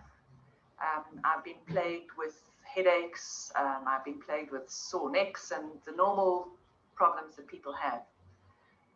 I found that through the course and joining the online community, I found a group of like-minded people all exploring the course. The course is fundamentally different. At first I thought it was all about religion, which it wasn't, although it is about God, and I do believe in God, and it made a great deal of sense in my life that the only thing is really that we concentrate on is God. It's about finding love. It's about being kinder to people. I still listen to the teachings every day. I've found that by listening to the teachings and following the book and reading, I have become more compassionate. I've become a nicer person. I feel less guilty. I feel that the world is a different place. I don't feel that the world is always a good place. It's not. But I believe that it impacts me less. I used to be traumatized by the world. I used to lie awake and worry about things that are happening and my children and my life, and worry about my past and worry about the future. I've found that I've achieved a sense of peace. And if nothing else, I'm really grateful to Jono and the people I met on the course, because that sense of peace has helped me to heal many parts of my life. I no longer have headaches. I used to suffer with headaches. I used to have terrible neck pain that I was on painkillers on all the time. And honestly, those things have gone away. I don't take painkillers for my neck, and I don't have headaches anymore. My relationships with my children are much better, and my relationship with myself is a lot better. So in all, it's taken a lot of the jagged edges off of life, and it's just made life more bearable. And if you think about it, we're probably going to be here for a long time. So if it continues to get more and more bearable, and as I say, each day I learn a new lesson, and it does make life a little bit different and a little bit better, and I see things a little bit more clearly. And that to me has been the biggest gift of the course. So there you heard it from Robin. So just to summarize, these are the results, which have been experienced by people like her and the others I've mentioned. It's about being authentically happy. So you really know how to let go of any negative thoughts or emotions, no matter how challenging the situation provoking them appears to be, and be happy instead. We really focus in on the how-to. How do you actually do this? How do you actually let go of these negative thoughts and emotions that torment you? Number 2, you'll do your daily activities in flow. So you'll know how to remain poised and enjoy the moment while taking positive, harmonious action to respond to any situation effectively. Doesn't mean you'll always do it straight away, but once you have the knowledge, you will sooner or later, you'll do this. So it starts with being happy, then doing the activities in flow, and then experiencing fulfillment, higher purpose, and well-being. So it's experiencing happiness and flow in every aspect of your life, and living a meaningful, extraordinary, ordinary life. It gives you and others miraculous experiences and results regularly. So it starts with being the foundation, be happy, then you do, and then you have or you experience. So be, do, have, whereas the ego turns that around and says, no, you need to have certain things or experiences in order to do certain things, in order to be happy. It's completely upside down, as always, and it doesn't work. So I'm just going to talk very quickly now about the key spiritual practices that are actually incorporated in. I've mentioned what they are in broad terms, but these are the specifics. So meditation is a big part of it. It's a multi-dimensional meditation, as I call it. A 1 hour, there's 40 minutes and half-hour recorded versions of this guided letting go theta meditation, which incorporates breath work, it incorporates touching, toning, color visualization. There's many mantras to help you to let go of the normal habitual thoughts and patterns and go deeper into a state of focused concentration and contemplation, which the Dhyana and Dharana that I talked about earlier. Power sleep track, binaural beats. Binaural beats are technology that basically tricks your brainwaves into a deeper state. So it takes you into an alpha state. When you're in alpha, then you're likely to fall asleep. So it will help you to sleep better at night and sleep more deeply. There's also 2 live guided meditations from Monday to Friday and 1 on Sunday. So that's about 5 hours a week of live meditations via Zoom, similar to what we've just done tonight and yesterday. So that's what Martin had to say about the morning guided letting go theta meditation. A lot of value, and he loved it. Very powerful stuff. So benefits of meditation, just very briefly. There have been many studies of this, but one recent study where a group of people meditated with a compassionate intent for just half an hour per day for 8 weeks found that they became less stressed, less reactive to other people's negativity and suffering, and more compassionate. And there are numerous other studies. So I'll send you a follow-up email after this presentation with some links to these kinds of studies. There's hundreds of these kinds of studies that have been done showing all of these benefits. So meditation has been shown, scientifically proven, to lower your stress levels, increase your peace of mind and ability to be poised under pressure, improve your mental clarity and concentration, raise your energy levels, help you sleep more deeply, increase your productivity and effectiveness, boost your immune system and general health,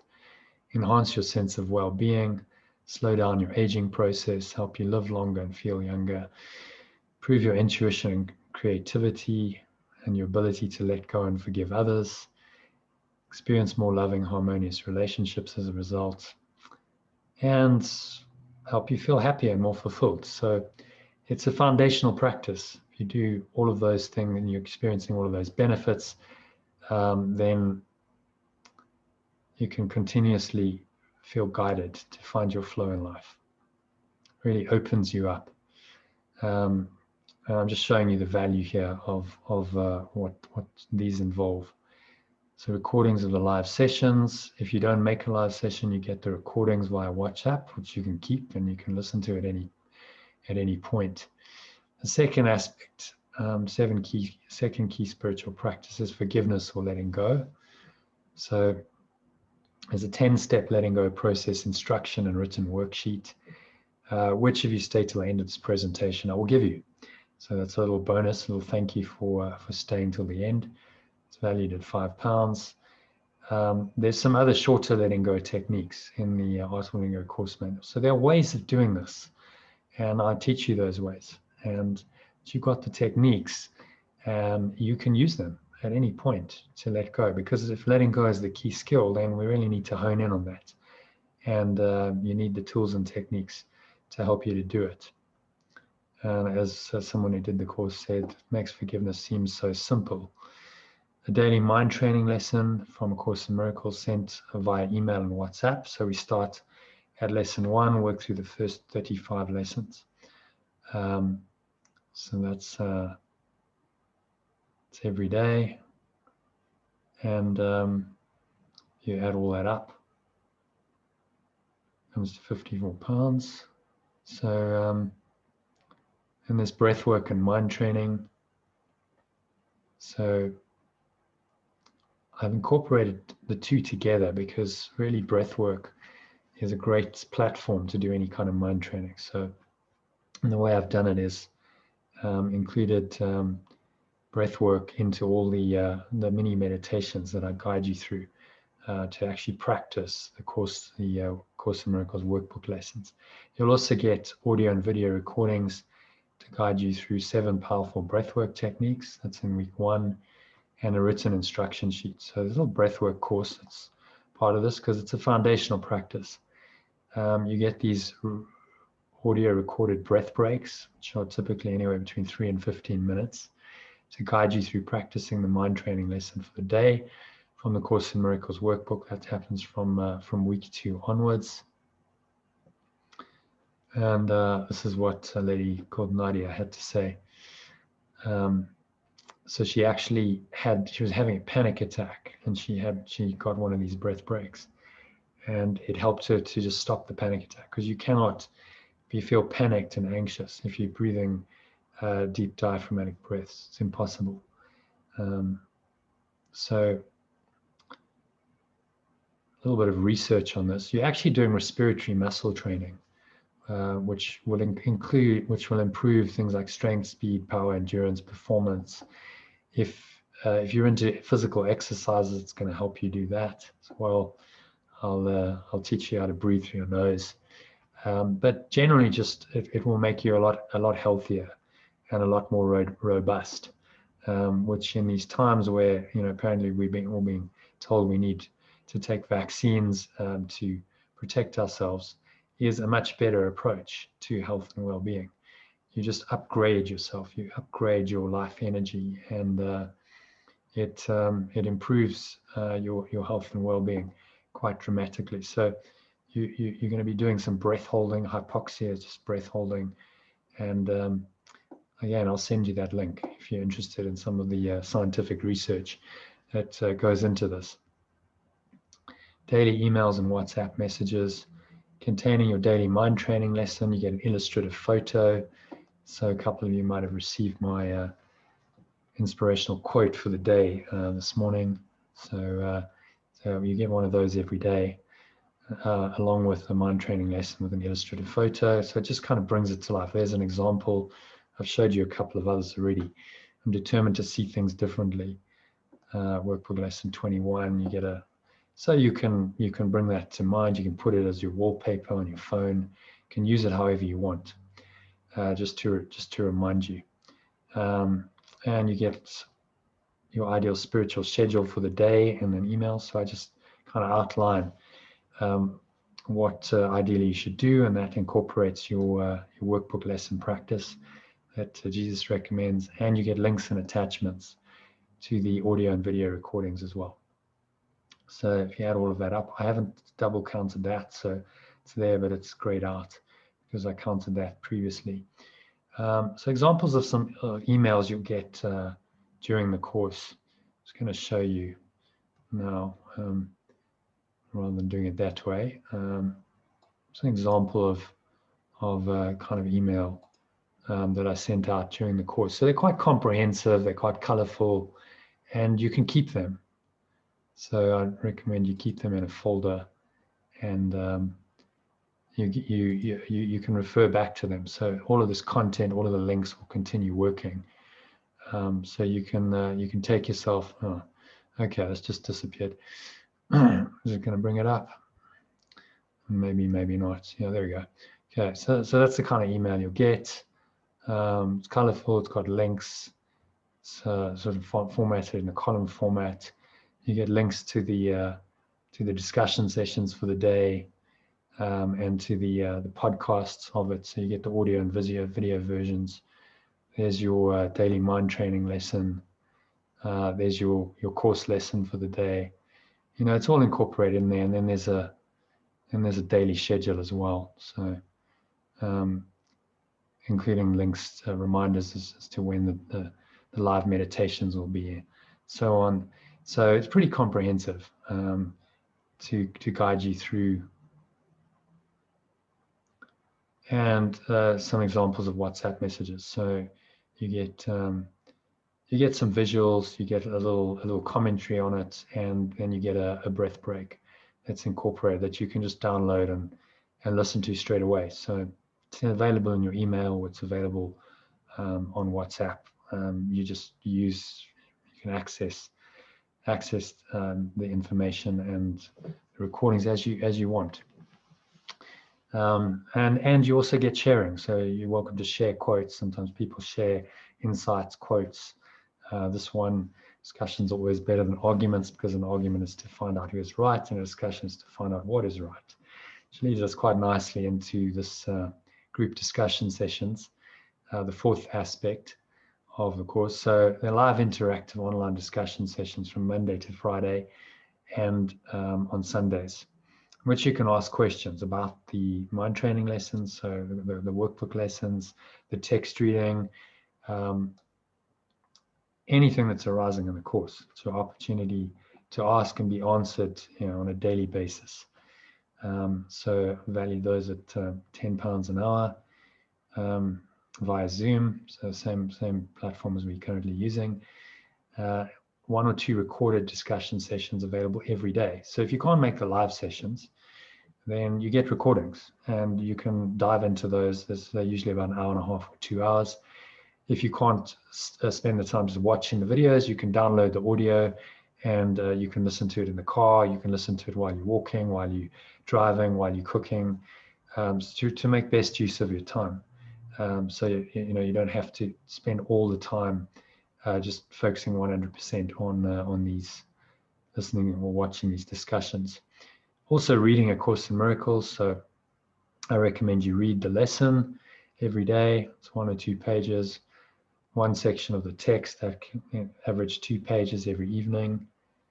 And I give all of that reading to you. I give you the links, you don't need the course, you probably will have it, but you don't need the book.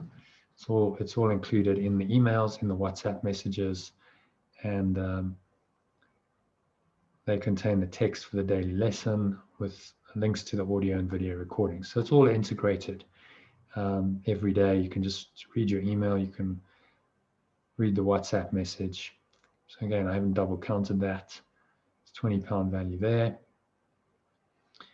And this is fasting and abstinence. So as John Piper said, the greatest enemy of hunger for God is not poison, but apple pie. Gave me a chuckle. It's not the banquet of the wicked that dulls our appetite for heaven, but endless nibbling at the table of the world. It's not the X-rated video, but the primetime dribble of triviality we drink in every night. So this is about not doing that. Just doing what Jesus did for 40 days. Before he started his ministry, he went into the desert and he sat apparently for 40 days and he just contemplated and he just faced his ego. So you're going to do a version of that to whatever extent you can. So ideally, I recommend not eating for 1 24-hour period of every week. Try that. If you've never done fasting, give it a try. If you don't want to do this, that's okay. I'm certainly not going to hold you to it, but it's another spiritual practice you can do that will help in this process of unwinding the ego. And every day for 12 to 16 hours. So that could mean you just fast between dinner and breakfast. That's not really that big a deal. But if you want to extend it, you can extend it till, say, lunchtime.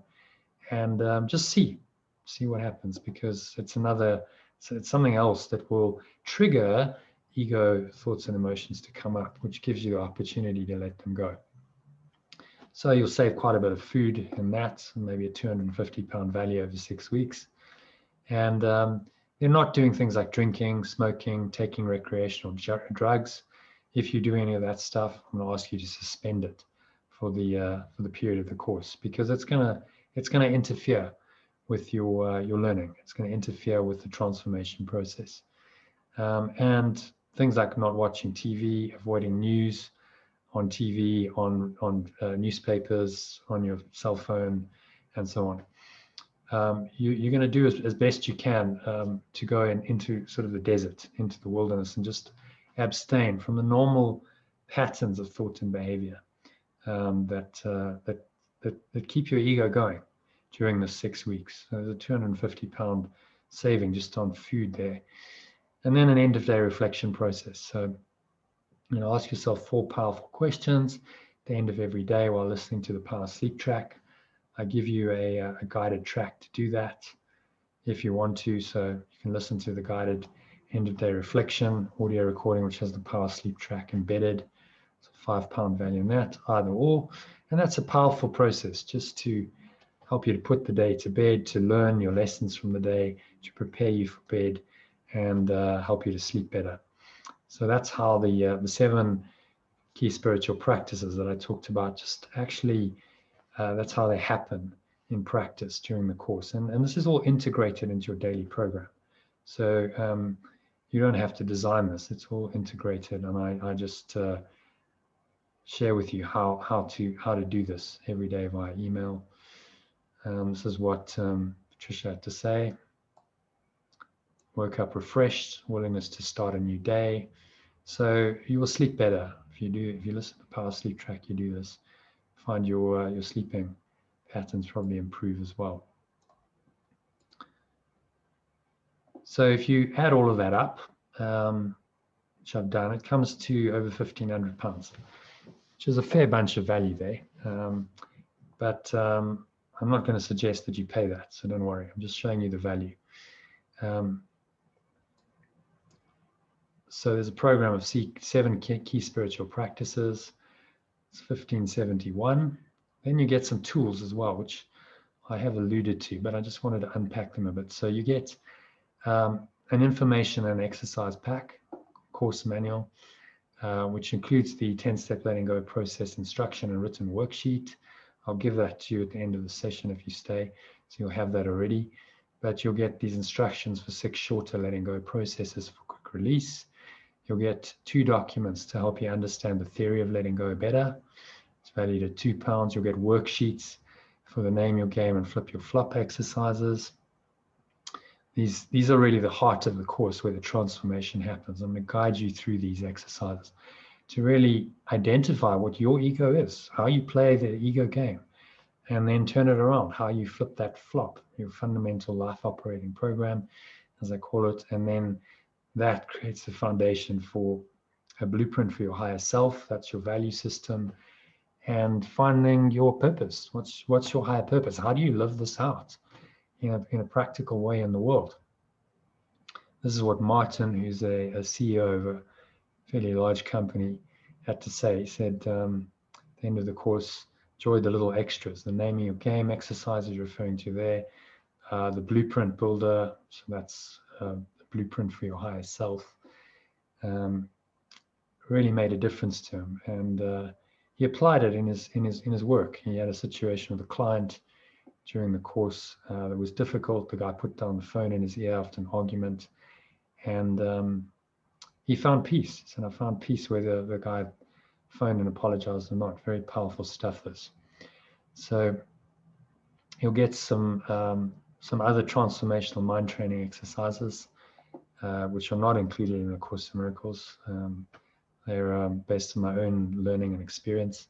12 pathways to higher consciousness. That's another path, and it's very interesting, and it really integrates beautifully with Course in Miracles teaching. So I include that. There's a map of consciousness to help you navigate the levels of your mind, a daily schedule planner to help you structure your ideal day at the end of the course. But I give you a daily guide during the course, some inspirational quotes, even some poetry. So all of that stacks up to £30.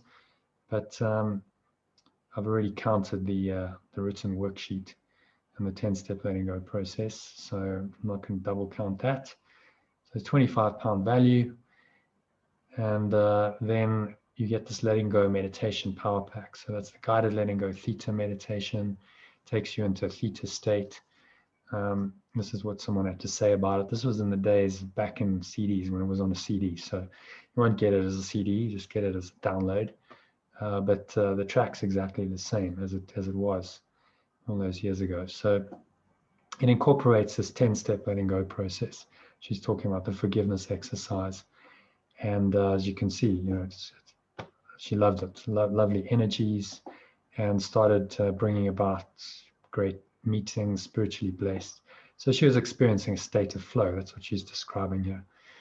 And then you get the Power Sleep track, which is really useful. So that you can listen to before bed, which will take you into a deeper alpha state, prepare you for bed. And Robin even had an experience where she could hear her heartbeat. So who knows? Who knows what might happen for you? So I feel restful and my anxiety levels are definitely reduced. So that's a £10 value, but I've included that already in the program of 7 key spiritual practices.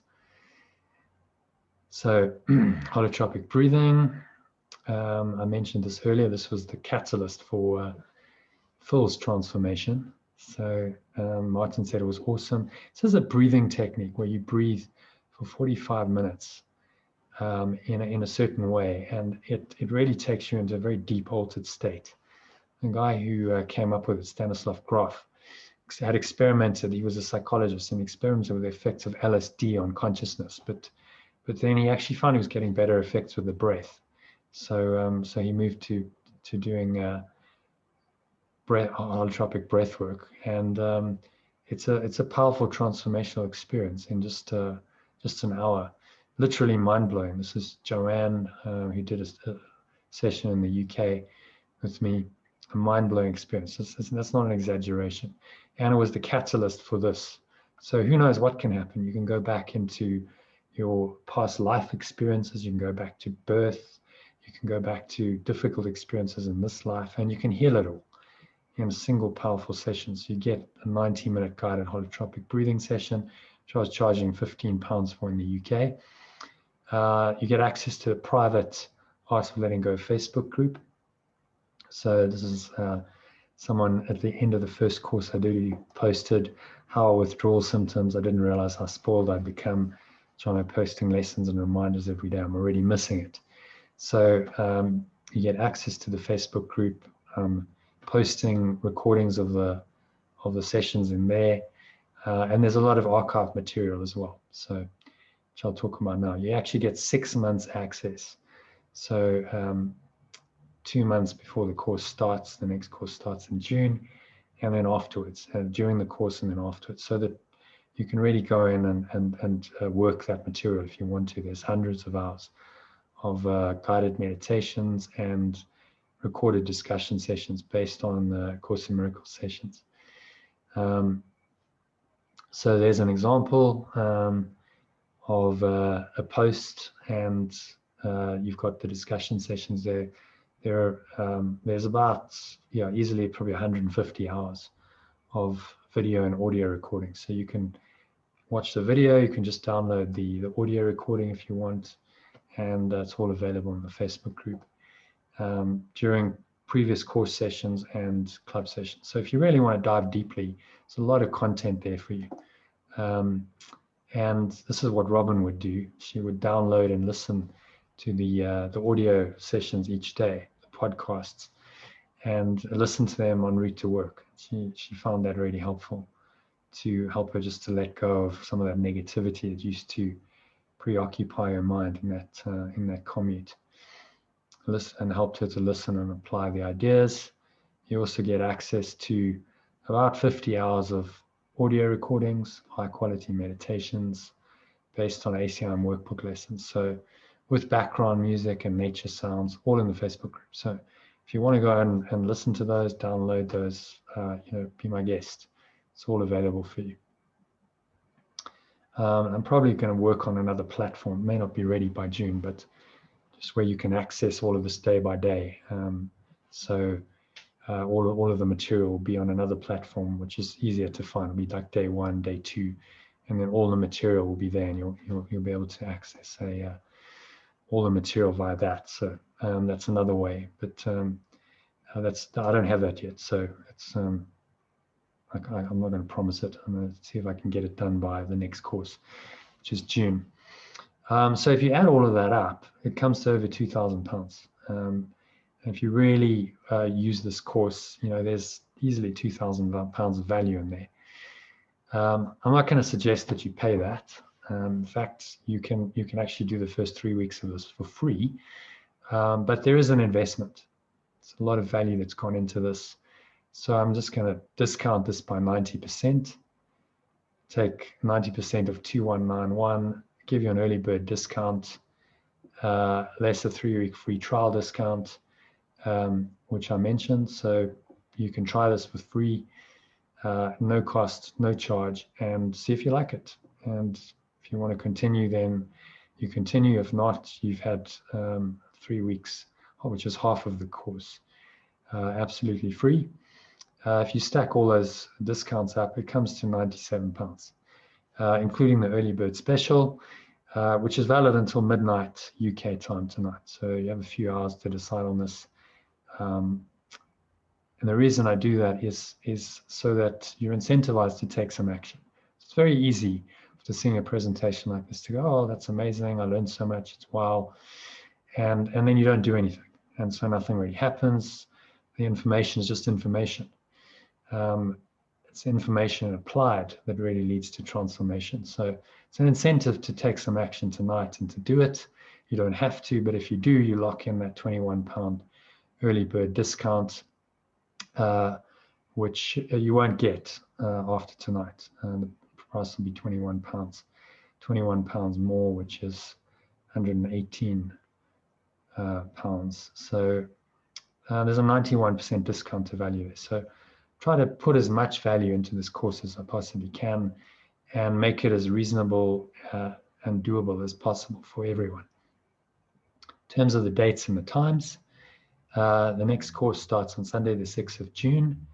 It goes for 6 weeks, 43 days to be precise, 6 weeks and 1 day till Sunday, the 18th of July.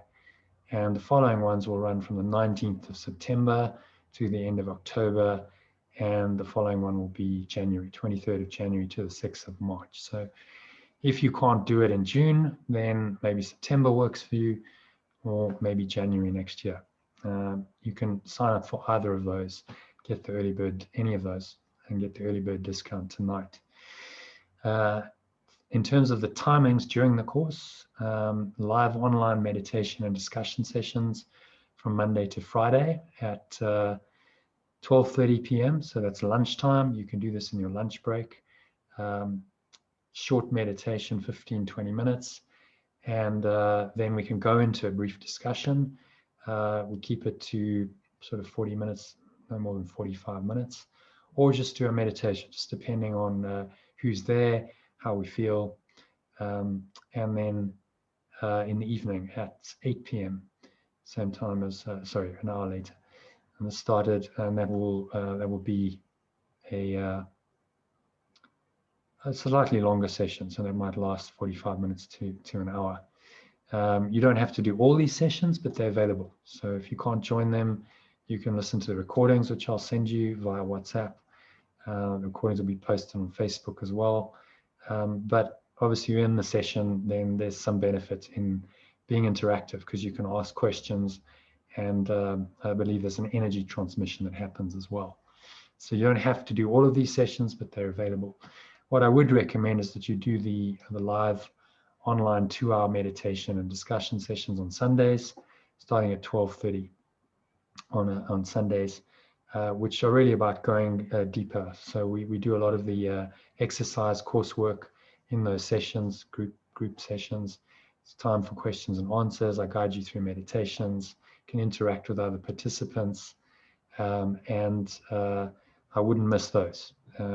If you miss the others, then so be it, and you can catch up with the recordings, but there's something that happens in those live sessions. So if you're going to do the course, make sure you're available at least every Sunday during these 6-week periods to do the live sessions from 12:30 to 2:30 p.m. In terms of the structure, week 1, we'll explore the theory behind the Art of Letting Go course. So really just a high-level summary of the philosophy of A Course in Miracles. We'll read and discuss the first chapter of the text. We'll work through exercises 1 to 3 in the course manual, study and apply the first 7 pathways to higher consciousness. I mentioned those 12 pathways, and learn and practice 7 fundamental breathwork techniques as well. So a little breathwork course, it's an introduction, and then weeks 2 to 6, we get into the core material, working through 35 lessons of the Course in Miracles workbook.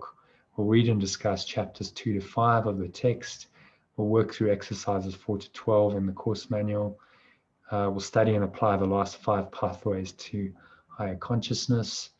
We'll do a holotropic breathing session, which we can do online. Works quite well. So that's the structure. And now I just want to talk about some roadblocks. So this is quite a familiar sight in South Africa. Tend to have these quite a lot. We've all hit these roadblocks. So what are the roadblocks that might stop you from doing this? I want to address those briefly. Firstly, you might say, I don't have the time. So a solution to that would be watch no TV. That's part of the 6th practice of abstinence. Just don't watch TV.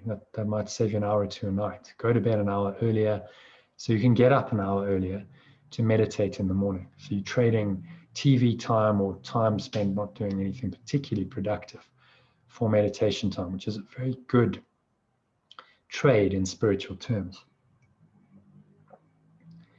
Then I advise you to integrate the other key spiritual practices into your daily routine to make you more effective and productive. So take breath breaks when you need a break from work. Listen to discussion sessions while you're doing other activities such as driving, eating, cooking, walking, and so on. So you really make use of that otherwise dead time for learning to immerse yourself in the course material. And with modern technology, you can easily download the podcast on your phone and listen while you're driving, walking, and whatever. If you commute to work, then a great opportunity to listen to the material while you're doing that. And you can also save time on meals. So if you're doing a 16-hour fast every day, then you're not going to be eating at least 1 meal a day that you would have. So that's food preparation and eating time. So that might save you half an hour to an hour a day, which also gives you more time for spiritual practice. As I said, this is entirely up to you. You don't have to do 16 hours. That's freaking you out. But I found it a very helpful practice. I just facilitated a course in the beginning of the 1st quarter of this year, and I was fasting 16 hours a day, and I found it really enhanced the experience. So give that a try. You could do 12 hours if you want. 16 hours seems too much, but give it a go because there's another level of transformation that might come from that. So you might say, I'm not ready for this yet. Well, if you're over 30, say that's just an excuse to avoid taking responsibility for your own happiness, flow, fulfillment, purpose, and success. Before 30, maybe you could argue people aren't quite ready for it. It's something that often we're only ready for transformation in later life when we've hit some roadblocks, when we've had some experienced the downsides of the ego's thought system. But you probably all are over 30. So really it's just an excuse. You're either going to take responsibility for this or not. No one else is responsible for these things. And only you can do this for yourself. Your life is not going to last forever. And 30 years pass extremely quickly. So a member of my family has been trying to write a book for nearly 30 years. And it seems like just the other day that she was in her 20s going, I'm going to write this book. And she just hasn't. And 30 years have passed. So it's a lesson in seizing the day, which is right now.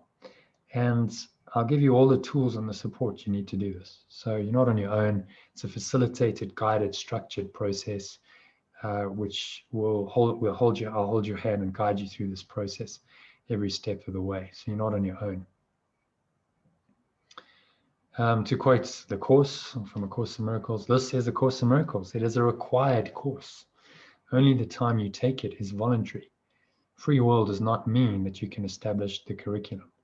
It means only that you can elect what you want to take at a given time. So the course is set, the curriculum is established. We all need to take this. You're probably on this course already. What I'm suggesting is that you just choose to accelerate it a bit by taking a deep dive into this Art of Letting Go course and all the practices. You are saying, I'm willing to take this now rather than delay my lessons. and that's the only choice we have. When we're going to learn our lessons. Although Christian in statement, the course deals with universal spiritual themes, it is but one version of the universal curriculum. There are many others, this one differing from them only in form. They all lead to God in the end. So it's part of the universal curriculum. Whatever path you're on, you're all on A Course in Miracles path already. But even if you're studying other things, this is the one universal curriculum to lead you back to God, this divine love, this source that we're all looking for, which brings happiness, flow, fulfillment, sense of higher purpose, and well-being. So I can't afford this. Might be another one, financially. And what I'll say to start with is that it's your happiness, flow, fulfillment, purpose, well-being in life. So by not investing in yourself, capital self, and your life, you're really saying that you're not worth it, which is the problem. That's the ego's whole problem, is that doesn't believe you're worthy of anything, let alone spiritual enlightenment. And that's one of the key issues we address during the course. So you're saying you're not worth it, and then you're not willing to go beyond that. I can't help you.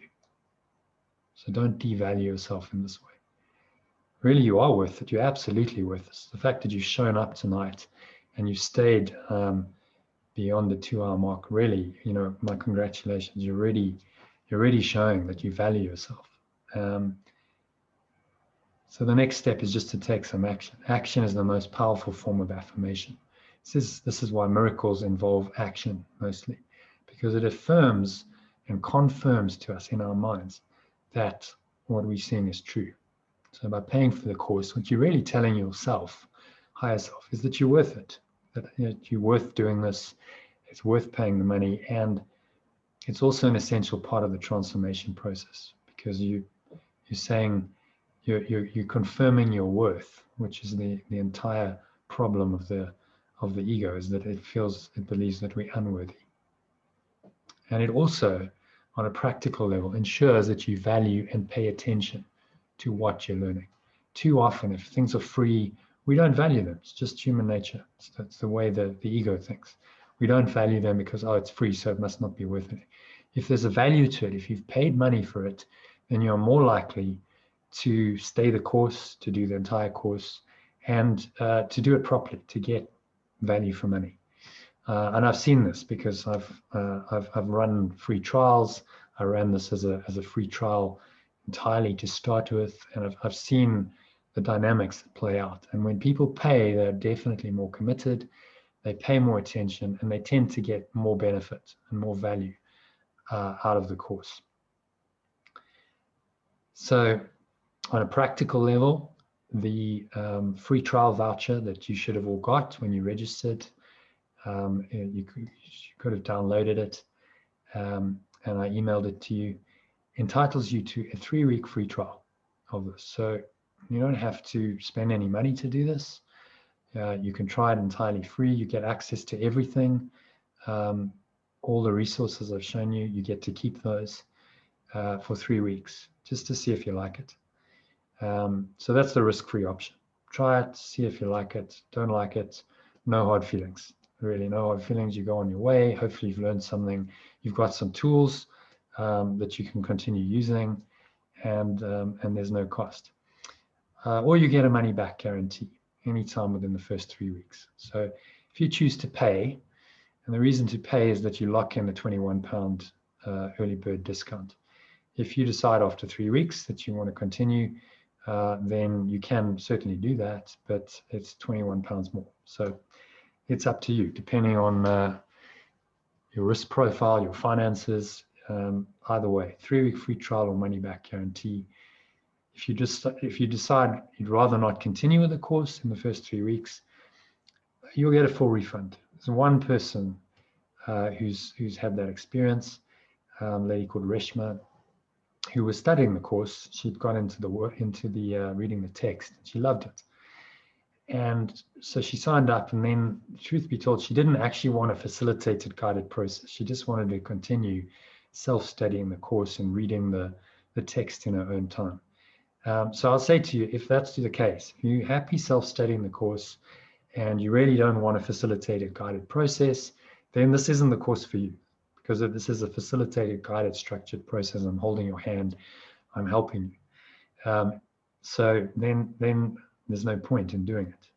But if you want to take your experience of A Course in Miracles to another level, if you've maybe done self-study for a long time, you're open to going, okay, well, I'm open to a facilitated, guided experience that will maybe give me a deeper experience of the course. It will maybe reveal something that I haven't seen.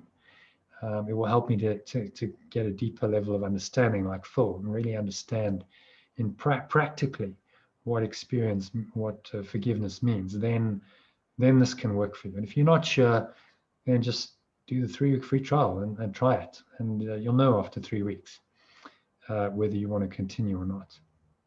So if you'd rather not pay anything up front, you can do the first 3 weeks free. You can get the Letting Go Meditation Power Pack I've talked about. You can get the course manual, which is 50 pages of exercises and information. You can get 3 months access to the Art of Letting Go Facebook group. All of that is free. No hard feelings. If you just want to do the free trial. You could also do a solo version of the course. So that includes everything in the Mastery course, except the live meditation and discussion sessions. So what I've shown you up to now is what I call the Mastery course. It's all the live sessions. It's about bringing you the experience of mastery of the art of letting go. If you don't quite want to go there, you can skip the live meditation and discussion sessions from Monday to Friday. So you'll get recordings every day. I still send you recordings. You just don't have access to the live sessions. And that's, you still get the 1-2 hour live meditation and discussion session every Sunday. So that's about 14 hours, 7 sessions, probably a bit longer actually. Some of the sessions go a little bit longer when we get experiential. And we're working through some of the exercises like the Name Your Game and so on that I mentioned. It depends on how many people are on the course as well as to how long those go. So your early bird discounted investment for the solo version of the course is only £67 for a course valued at 1421. So that's the solo version of the course value, which is a 94%, over 94% discount to value. So just to summarize that, less the discount, less the early bird discount, £67. Again, that's valid until midnight tonight. So you can lock that in if you've convinced you really want to commit to this. I'd recommend locking in the early bird discount tonight, and then you've taken a positive action and you've committed and you're in the course. And then I'll give you immediate access to the Facebook group and all of those materials, the course manual and the meditation pack. You can also pay a £397 accountability deposit and do the entire course free. So if you have £400, which you can invest in this and put it down as a fixed deposit on your own spiritual growth, then put it down. And there's certain qualifications though. So the reason that you do this is you want to make yourself do this course as well as possible. So to get your deposit back, you need to attend all 7 live Sunday meditation and discussion sessions, attend a minimum of 30 additional live sessions during the course. So those are the sessions during the week, morning and afternoon. Complete all 12 exercises in the course manual and send me proof of that. So email or send me photographs via WhatsApp. Complete an online questionnaire after the course finishes to give me feedback. Do a 30-minute feedback interview and a 5-minute testimonial, video testimonial at the end of the course. So those are my requirements. If you want to do the course free, £397 deposit and meet all those requirements, you can do the whole thing free. So that might work for you, maybe not. I'm happy to chat about it afterwards if you want to. So just to wrap it up, I'd say, can you afford not to do this? Because this is your happiness, flow, higher purpose, well-being, and your ability to thrive in life. So no matter what's happening in your life, even if you're encountering difficulties, this is a call to go deeper into yourself and to use the difficulties to learn this primary skill of letting go and learning how to find your flow, not despite, but because of the challenges. That's what I mean by thriving through adversity. And this is priceless. You can't really put a price on this. We're talking in financial terms. I'm asking you to invest some money, so I've put financial values to it. But we all know this is really priceless. You can't put a price on your happiness, your peace of mind, your love, your joy, and ultimately on eternity. That's where this will lead you. It's taking you to a domain that's way beyond time and space and any considerations of monetary value. So, as Ralph Waldo Emerson said, be not the slave of your own past. Plunge into this. Take a dive into this. That's my invitation. Dive deep and swim fast. So you shall come back with new self-respect, with new power, and with an advanced experience that shall explain and overlook the old. So whatever your experience has been in life so far, whatever your experience has been with the Course in Miracles, this can give you a new experience that will explain and overlook the old and really take you to another level in your understanding, in your life experience. And this is the quote that I mentioned. So I just want to finish off with this because it's one of my favorite quotes of all time, possibly the favorite, from Marianne Williamson's book, A Return to Love, based on A Course in Miracles. And it's what Nelson Mandela quoted when he came out of prison in 1990. Our deepest fear is not that we're inadequate. Our deepest fear is that we are powerful beyond measure. It is our light, not our darkness, that most frightens us. We ask ourselves, who am I to be brilliant, gorgeous, talented, and fabulous? Actually, who are you not to be? You are a child of God. Your playing small doesn't serve the world. There is nothing enlightened about shrinking so that other people won't feel insecure around you. We're all meant to shine as children do. We were born to make manifest the glory of God that is within us. And it's not just in some of us, it's in everyone. And as we let our light shine, we unconsciously give other people permission to do the same. As we are liberated from our own fear, our presence automatically liberates others. And that was an inspirational quote that I sent out. So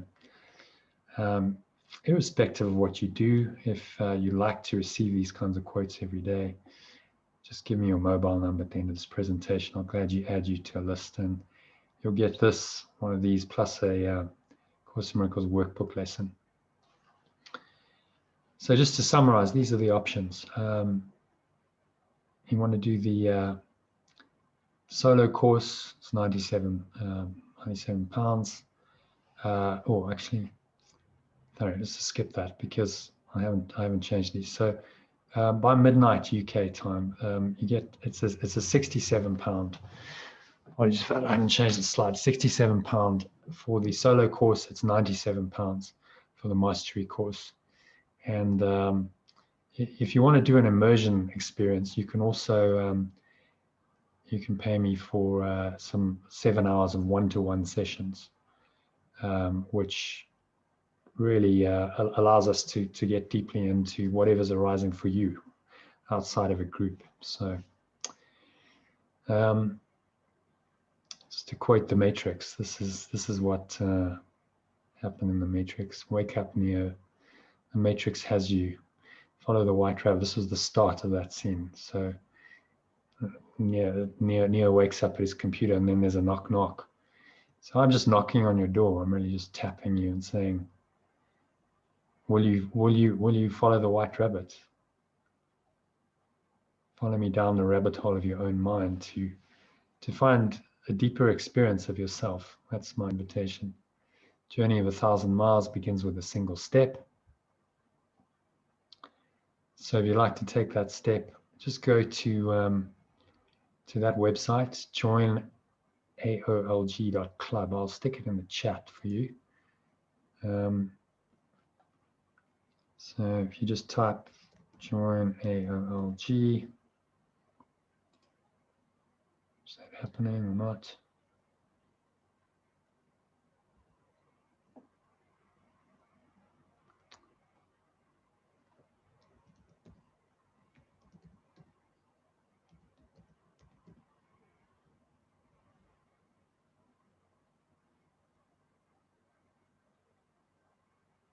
So just type that into your browser, or you can just click the link and they'll take you there. There's quite a bit more information that I haven't actually included in the presentation.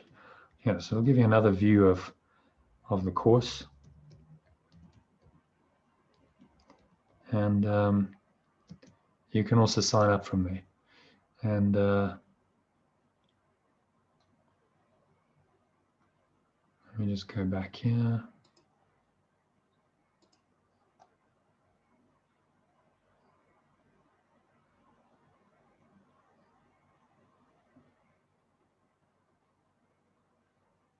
Okay, so and you can go to if you want to do this via bank transfer, then you can shortcut the process. There's a link from this website, but you can go to give us feedback .online, and that will take you to a registration form. And at the end of the registration process, you'll get my UK bank account details, so you can pay via bank transfer, and then just send me an email with the acknowledgements saying that you've done it that way. So that brings me to the end of the presentation. Some questions. Any questions? Let me open it up, and I'm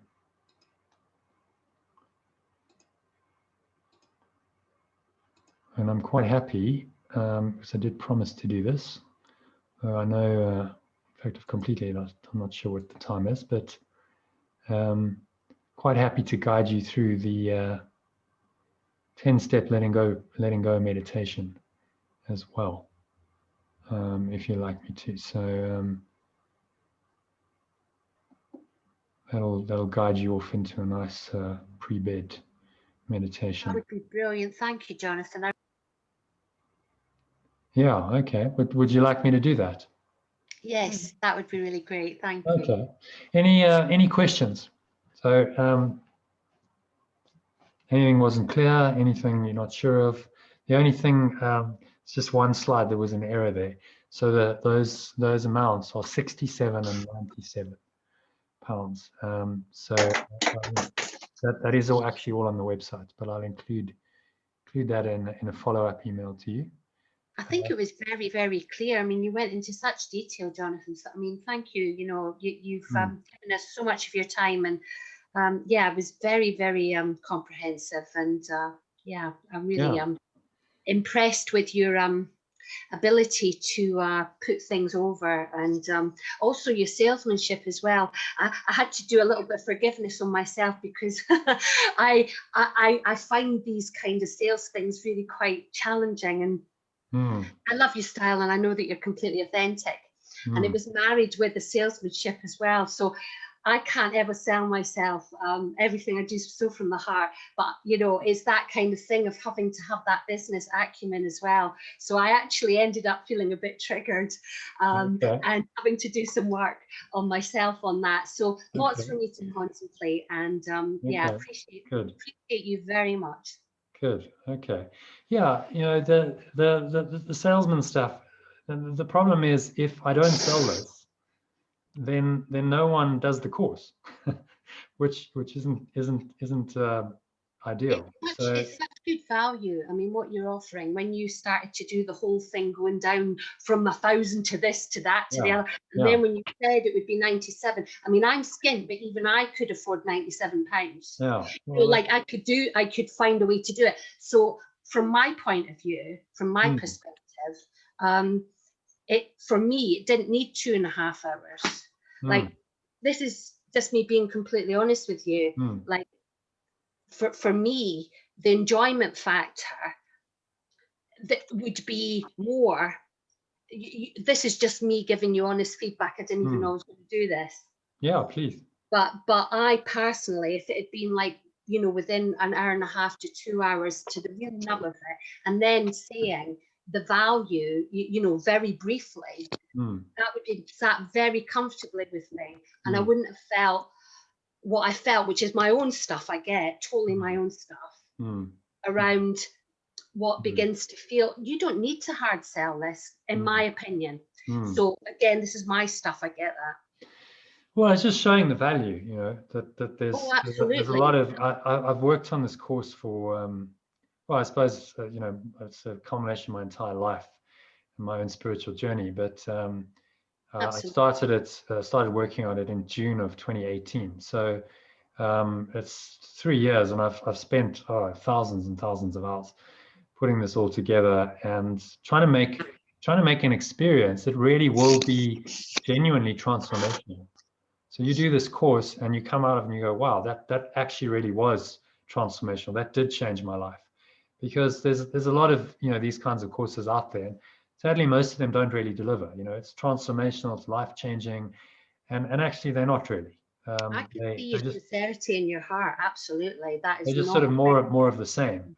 This is really about introducing people. I mean, you all. It's unusual, this presentation, because you all part of a group already. You're part of the Miracle Network, and you're studying A Course in Miracles, so you already have a spiritual path.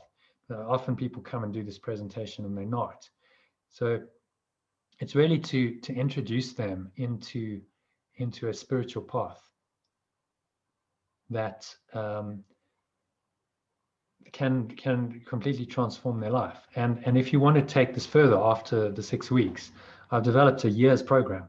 This will guide you through the entire Course in Miracles in pretty much the same way as we did the first 35 lessons and 5 chapters. So it can be a very, very deep immersion experience and give you a different experience of the course, even if you've done it for years.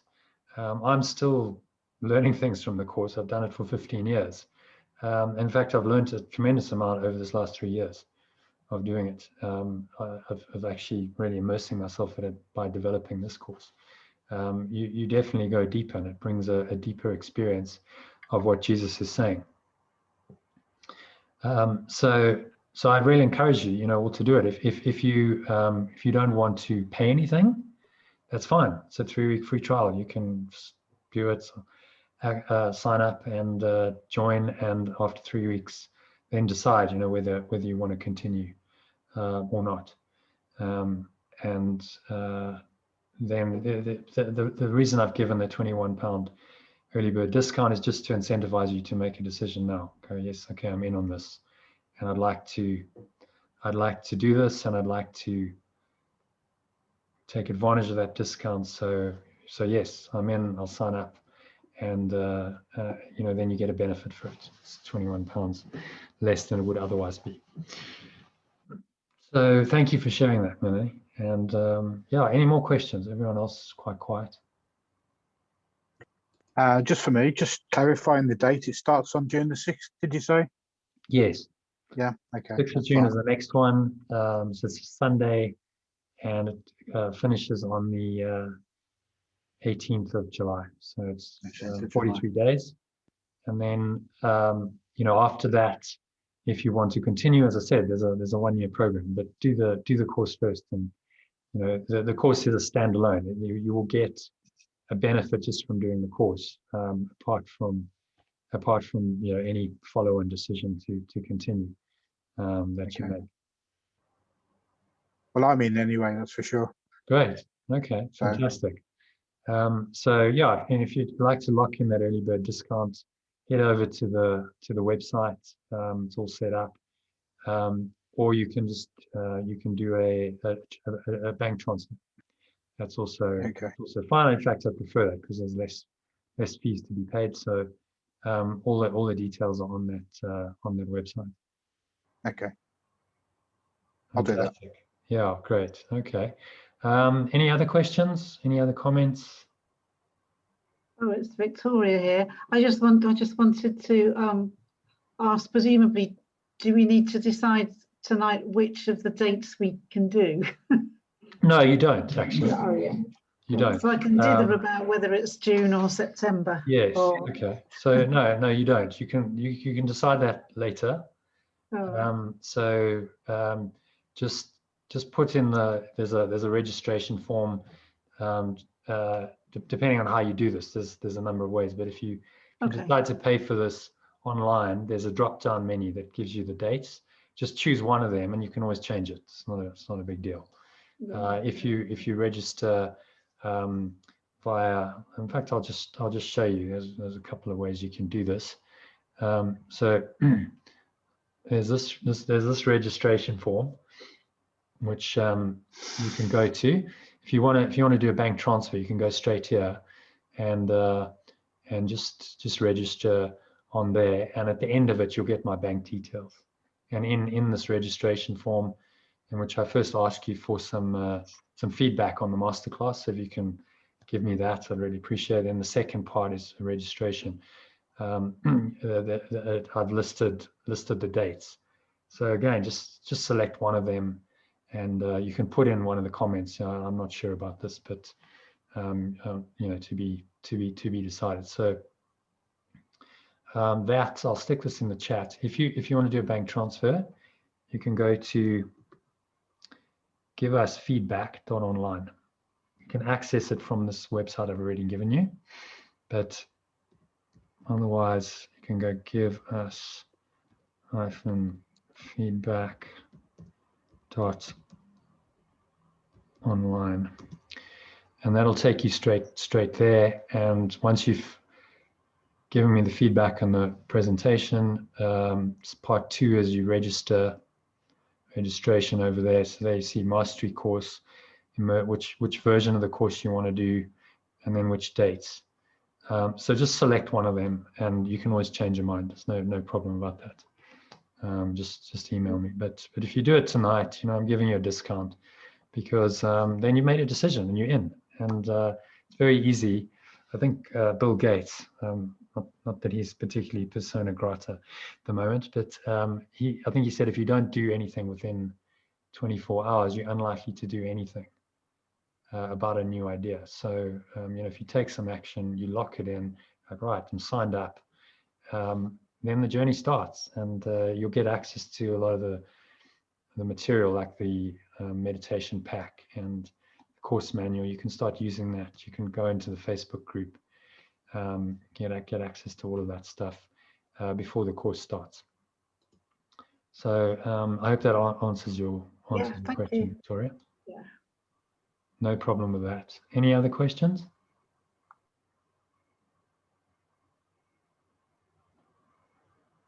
No? Okay. So if you'd like me to, I know it's getting quite late, but I'm very happy to guide you all through a 10-step letting go process, which is really a culmination of the entire Course in Miracles teachings.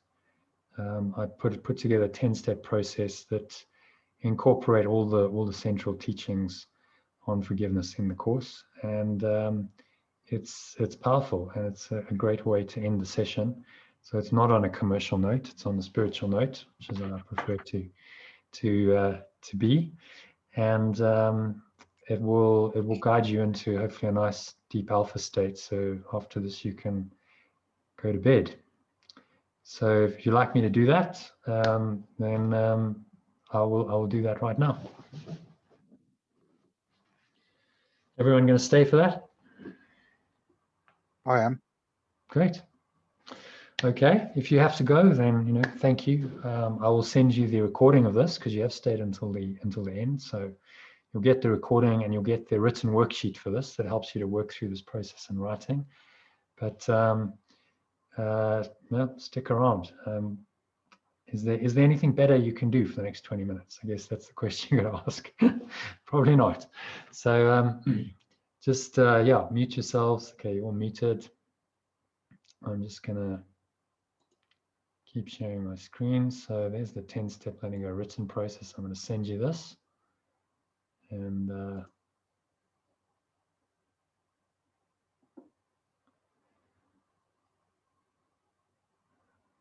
I'll just play a bit of music for you as well. So just to prepare yourself, get yourself into a nice meditation state, a nice meditation posture. Just sitting with your back straight. Close your eyes.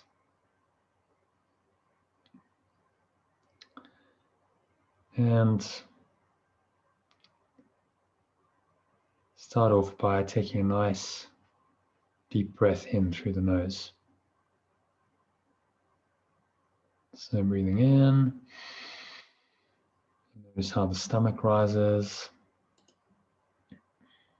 how the chest rises.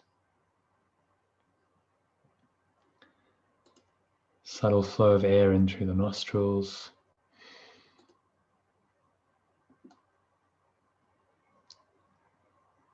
Pause at the top of the inhale. You're drawing the energy up the spine. Clench the sphincter muscle. Feel the warm wave of energy rising up to the crown of your head. Pause, smile. And just try to bring to mind any situations really troubling you. So this is an industrial strength process. So any deep-seated issue, negativity in your life, apparently triggered by a person, maybe it's financial worries, whatever that situation is, just acknowledge it. So acknowledge the negative thoughts and emotions.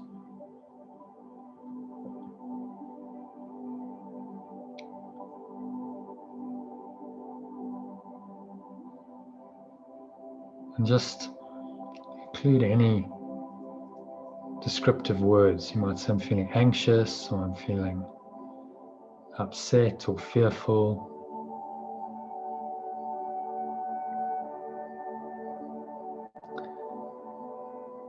Just breathe into that feeling, creating some awareness. So just remain fully present and aware of the thoughts and emotions that you've described to yourself. You're somewhat detached from them. So imagine you're just sort of floating above the battleground, as Jesus says in the Course. You're just able to watch these thoughts and emotions. Really, this is the beginning of the full realization you'll one day have that you're not the thoughts and emotions. You're not the person who thinks he or she is thinking and feeling these things. You're not really this person at all. So you just breathe into it. Breathe into it. Create some awareness. Create a little bit of space. And if you feel like you need to let go a bit more, you can open your eyes. Just raise them to the ceiling. Look upwards while you keep your chin parallel to the ground. It's going to help you just to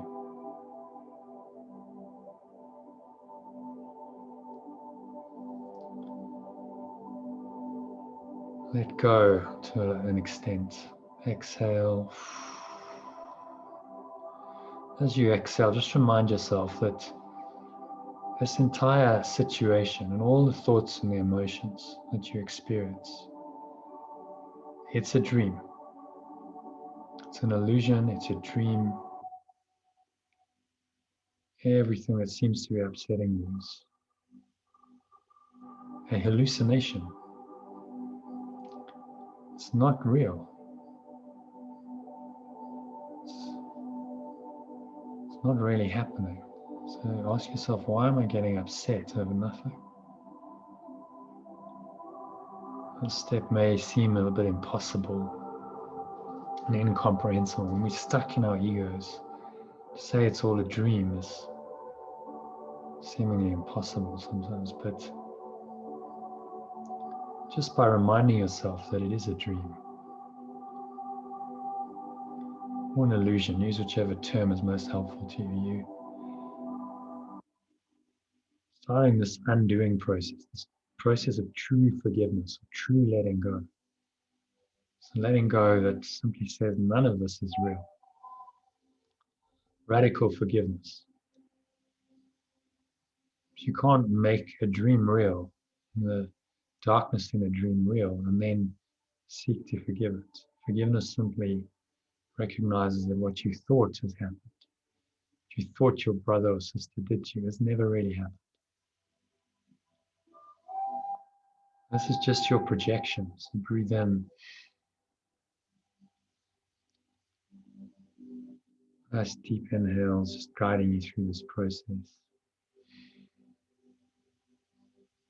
Remind yourself that everything you experience, including this situation, all your thoughts and emotions about it, is your projection.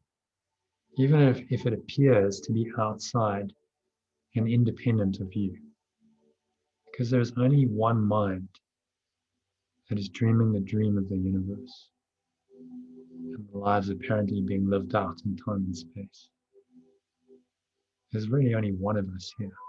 So whatever someone appears to be doing to you, you're in fact doing it to yourself out of your own unconscious guilt that you've projected out into the illusion of the dream.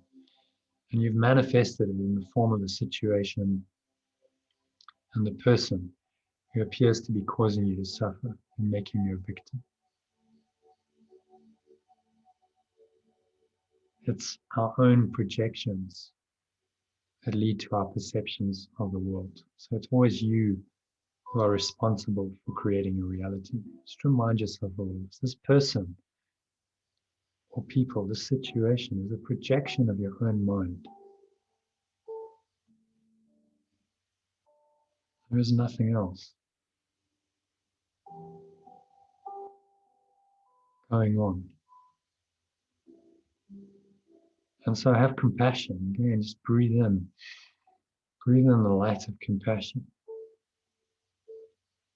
Empathy is the Course of Quail. Just an understanding of yourself and of all the others involved in the situation.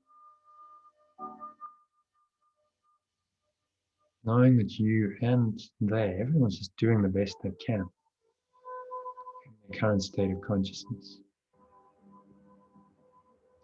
And all unconscious, unloving behavior happens because people do not feel loved.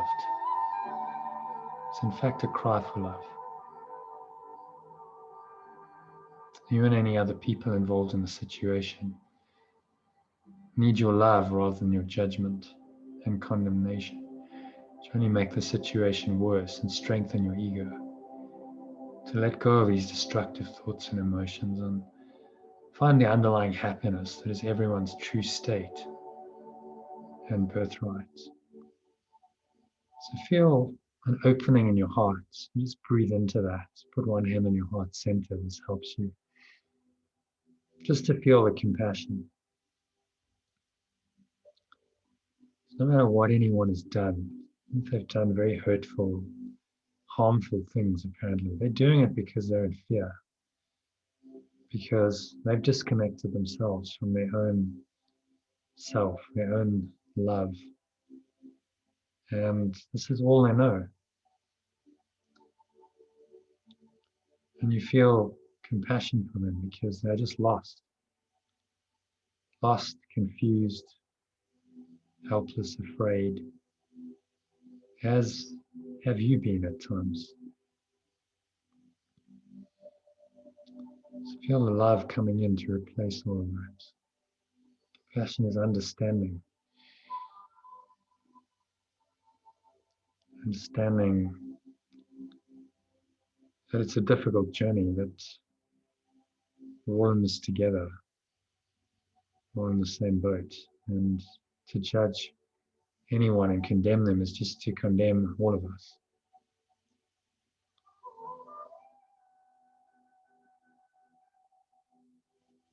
So now feel the emotions. You should really feel the emotions evoked by the situation. You brought them to mind briefly at the start of this process, but now really go into them. Use the breath to help you just to stay present. So there's at the same time a sense of awareness, a detachment from the darkness of it. You can still be aware. Part of your mind is aware of whatever it is, the fear, the anger, the frustration, the irritation, the jealousy, the rage, the hatred. Just really look at it, surround it in presence, and look at it and go, what does that feel like? What does that emotion feel like right now? Notice how it shows up in your body. So maybe there's an uncomfortable feeling in your stomach, a block in your chest,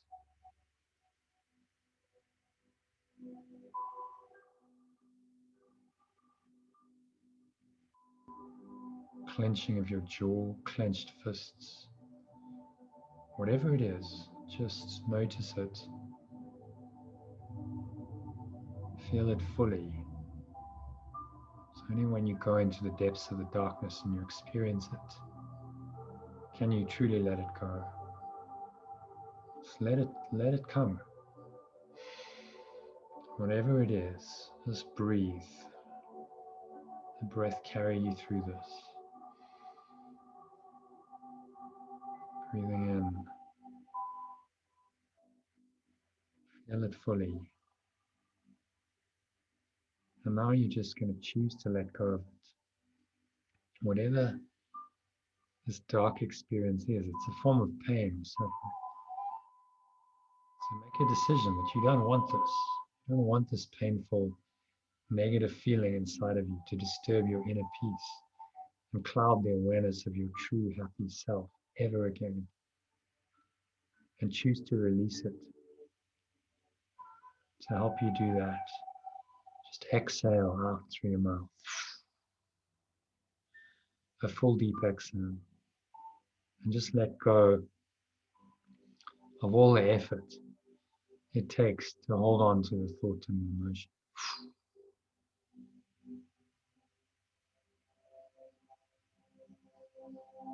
Release it, exhale it out through your mouth. Like black smoke leaving you.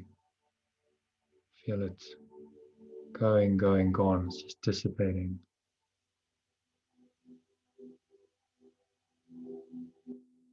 To the nothingness that it really is. And now as you inhale again, try to visualize light flowing into you. As you inhale, all the dark energy of the thought emotion leaving you as you exhale. So breathe in the light, beautiful golden or white light flowing into every pore of your body, every cell, every muscle, every part of your mind, every fiber of your being is infused in the light. There is nowhere this light is not. In the light, there is no darkness. Darkness cannot enter. Take another deep breath in. Feel that light intensifying, brightening. It's a radiant core of light enveloping you, encompassing you. Beautiful golden white light aura surrounding you. This is what it means to be the light of the world. You are the light of the world. So breathe in the light. And now As you exhale, you're going to let go of any remaining darkness, any scraps of fear, any little bits of irritation, which is really just a mask for rage. Just going to blow it all out with the wind of your breath. Letting it all go to the nothingness that it really is.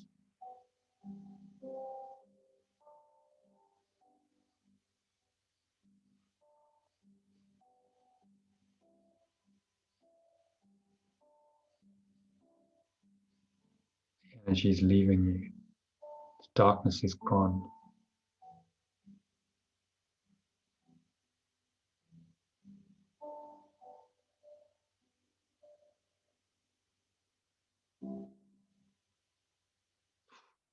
Pull the lower stomach into the spine. Expel the last remaining air out.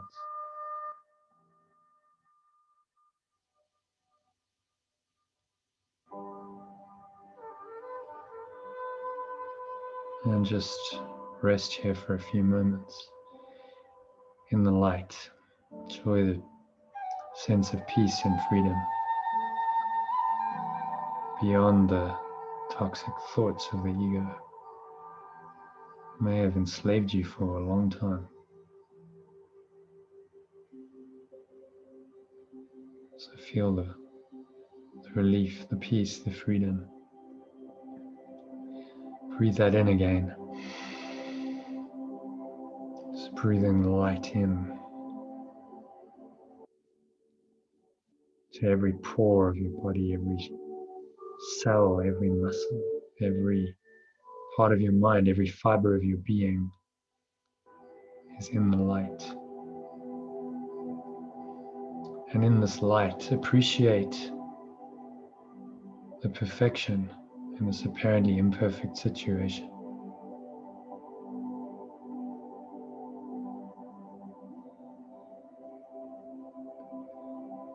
Because it's brought your own darkness into your awareness. It's helped you to see your own pain and the thought system, the negative beliefs that give rise to this. It's brought your unconscious guilt, fear, anger, any other egoic emotions may have remained buried in your subconscious mind through suppression or repression of them, which is what the ego specializes in. It's brought all of this to your awareness so they can be released. And you can become aware again of the perfect peace, love, and joy that are your true nature and what you deserve to feel all the time.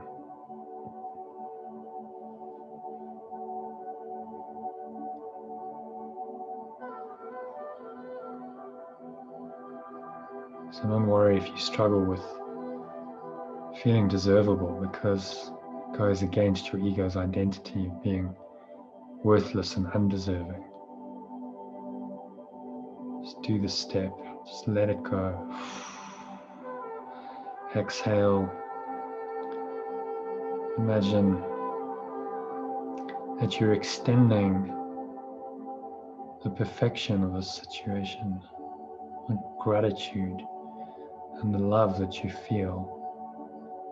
You're extending this to the person or people involved in this particular situation. You're thanking them for helping you to bring this darkness in your own mind into your awareness. Without them, without the situation, would not have come into your awareness, would have remained repressed, suppressed. Now it's come into your awareness, being guided to do this amazing letting go process to help you heal, to help you let it go. So you can release it and you can release them. Because love holds no grievances. You can let go of any grievances. Be grateful that you've just done that. Smile. Breathe in again. Imagine you breathing this love and this gratitude into your heart center. Put one hand on your heart till it slipped down. Love and gratitude go hand in hand. The one is the mirror image of the other. Without love, gratitude is impossible, but without gratitude, love is not extending in its fullest. So feel that extension. It's going inwards into the very depths of your mind. Say to yourself that you've totally forgiven or let go of the whole situation, the people involved in the situation, and yourself for all your thoughts, words, and actions related to the situation. That it's been dissolved into the nothingness it always was. And you and everyone else involved has been healed through your forgiveness. So say, as you exhale, I forgive you, and then name the person or people involved. And I am forgiven completely. As you forgive them, so you forgive yourself. Your grievance against them is your grievance against yourself. So all is forgiven and released completely. We always are, have been, and will be one self. And so I love you unconditionally as myself. Say that one more time to yourself. I forgive you. Name the person or people. And I am forgiven completely. All is forgiven and released completely. We always are, have been, and will be one self. And so I love you unconditionally as myself. Exhale on the truth of that.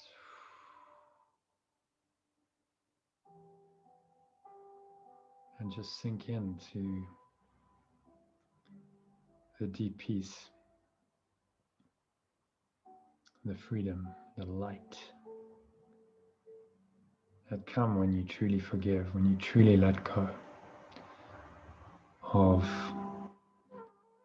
your darkness.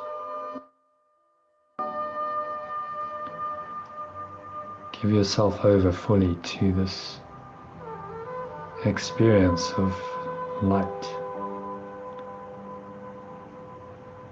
There's nowhere else to go. There's nothing else to do. Nothing else to think about for the next 2 minutes of deep silence. Just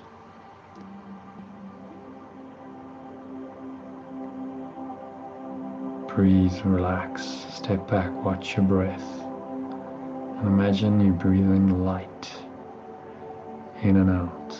It's beautiful, radiant golden or white light just flowing in and out of every cell, every muscle of your body, every part of your mind, every fiber of your being is in the light. It's getting brighter, stronger with each breath.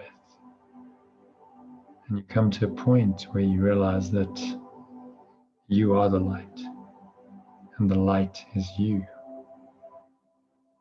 and the light is everywhere. You don't have to breathe it in or extend it out. It is you, it's the whole of you, it's the wholeness. So just let it encompass you completely. Sink into it, let it envelop you, consume you. There is nowhere where the light begins and you end.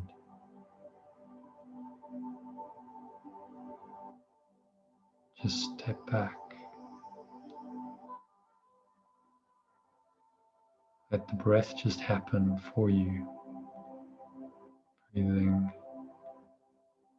slow, rhythmical breath. Let that all just happen. The light will take care of it. And give yourself over completely to the light. Surrender to the light. of the divine for the next 2 minutes of deep silence.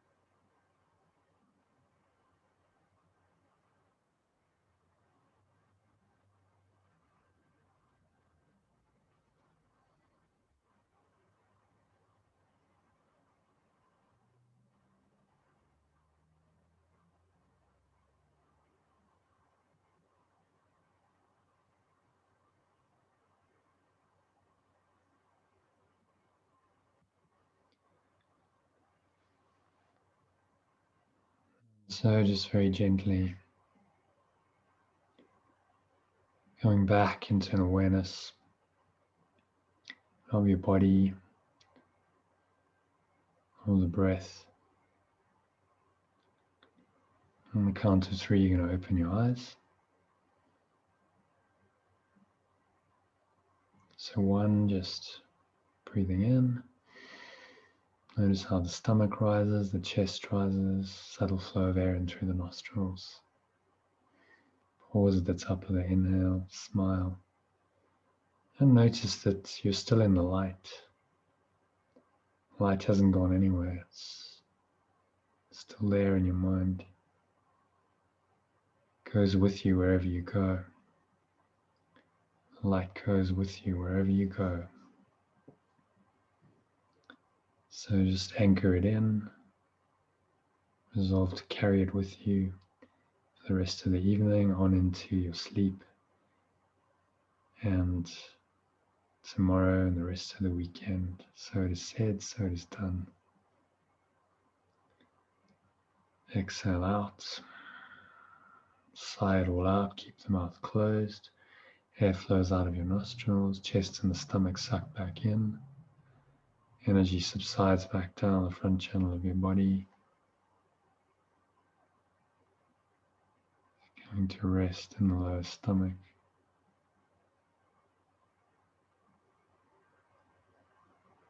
Pause at the bottom of the exhale.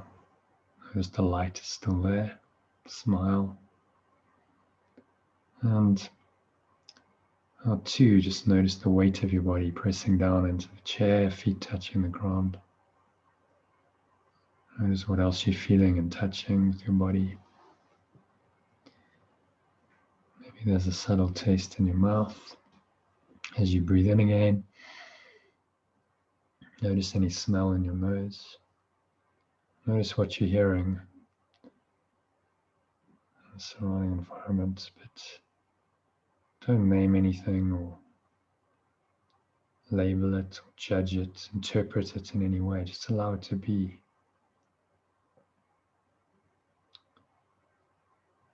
This is how you stay connected to the light, even while you're in the domain of sense perceptions. And 3, just gently open your eyes. Look around, take a minute just to ground yourself back into to this world, this reality. But maybe from a expanded perspective, feel the light still very much with you, and you really don't need to think very much. You don't need to think about things, to name them, judge them, to label them. Just allow them to be. Notice peace that comes when you do that. This is what it means to be in the light, to be light-hearted about your life. So brings us to the end of the meditation and the session. Thank you to everyone who's still here. James, Melanie, Victoria, thank you so much for staying right until the end. It's been a long session, but I hope you really enjoyed it, and I hope you'll take it further. And this is the beginning of a journey together. So I will send you an email in follow-up tomorrow with some more details and information. If you'd like to take advantage of that early bird discount, head over to that website. If you want to do it via bank transfer, just let me know, message me now, or just tell me now, and that's fine. And I know that you're going to do it. I think actually it happens almost instantly in the UK anyway. So, but just drop me an email if you do that. You can reply to any of the emails that you should have received from me. Okay. So any final questions or comments? Just want to thank you so much. Really, really, when you're sharing your meditation and everything, it's so powerful and effective. So I really, really appreciate all that you're bringing. Thank you for that. Yes, thank you. I second what Mel said. Thank you. I appreciate you. Great. Oh, no, thank you. Just an amazing meditation, and just such sincerity, and really lovely. Thank you. Okay. Well, thank you. Thank you for joining. I enjoyed that session. You teach what you need to learn, so I'm inspired at the moment. And I look forward to the journey. James, you said you're going to join. Victoria, yeah. I don't know about you, Melanie, but if you just let me know, and hopefully we can take a little journey together and go deeper into the light, which is what it's all about. So watch out for my my email tomorrow, and if you'd like to receive inspirational quotes and so on, I'm not sure I've got any of your mobile numbers, so if you didn't put them in the form when you signed up online, then just give them to me now, or message them to me, or whatever. I'll put my mobile number here in the chat, so you can you've got it. So it's says the mobile used for WhatsApp.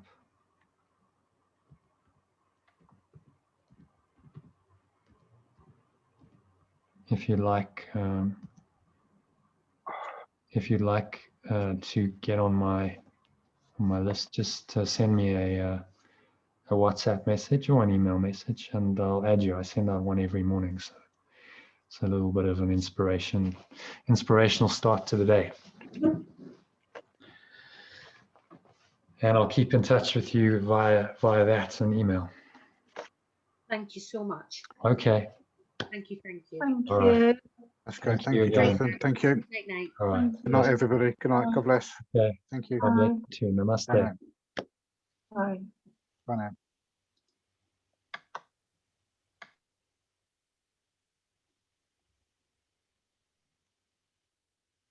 Thank you. Okay, thanks. Bye. Bye-bye. Bye. So yeah, no problem about that. You know, if you want to do it, just go online and do it, or do a bank transfer, and just decide when you want to do the course. Yeah. No, but I mean, probably June's better. But yeah, Well, you know, whatever works for you. People have different yeah, no, life exactly. situations, and That's fine. you want to give yourself a 6 week, you know, a bit of time where you can really immerse yourself into the experience and get the most out of it. If you're busy and distracted, then I know I've always got I've got so much work, and there's always something going on. But then you know, it's always like that. yeah, ideas. You know, so this is a course that will help you to integrate exactly. into your life. You carry on working. You know, you're not physically going anywhere. Yeah, no, yeah, exactly. Integrate these practices into your life, and if you can do it for 6 weeks, then why not continue? You know, it's something Exactly. habit. Yeah. So they say, in 3 weeks you can establish a new habit. So that's why I've done the 3-week free trial. But you know, if you want to continue on after that and after the 6 weeks, then you know, it's as I said, I've got a whole program where basically I guide you through the entire course in much the same way. So yeah, look forward to it. All right, brilliant. Thank you. Thanks for your time. Registration. Yeah, it's my pleasure. It really is. All right, thank you. Bye. Okay. Bye. Thanks again. Bye. Bye.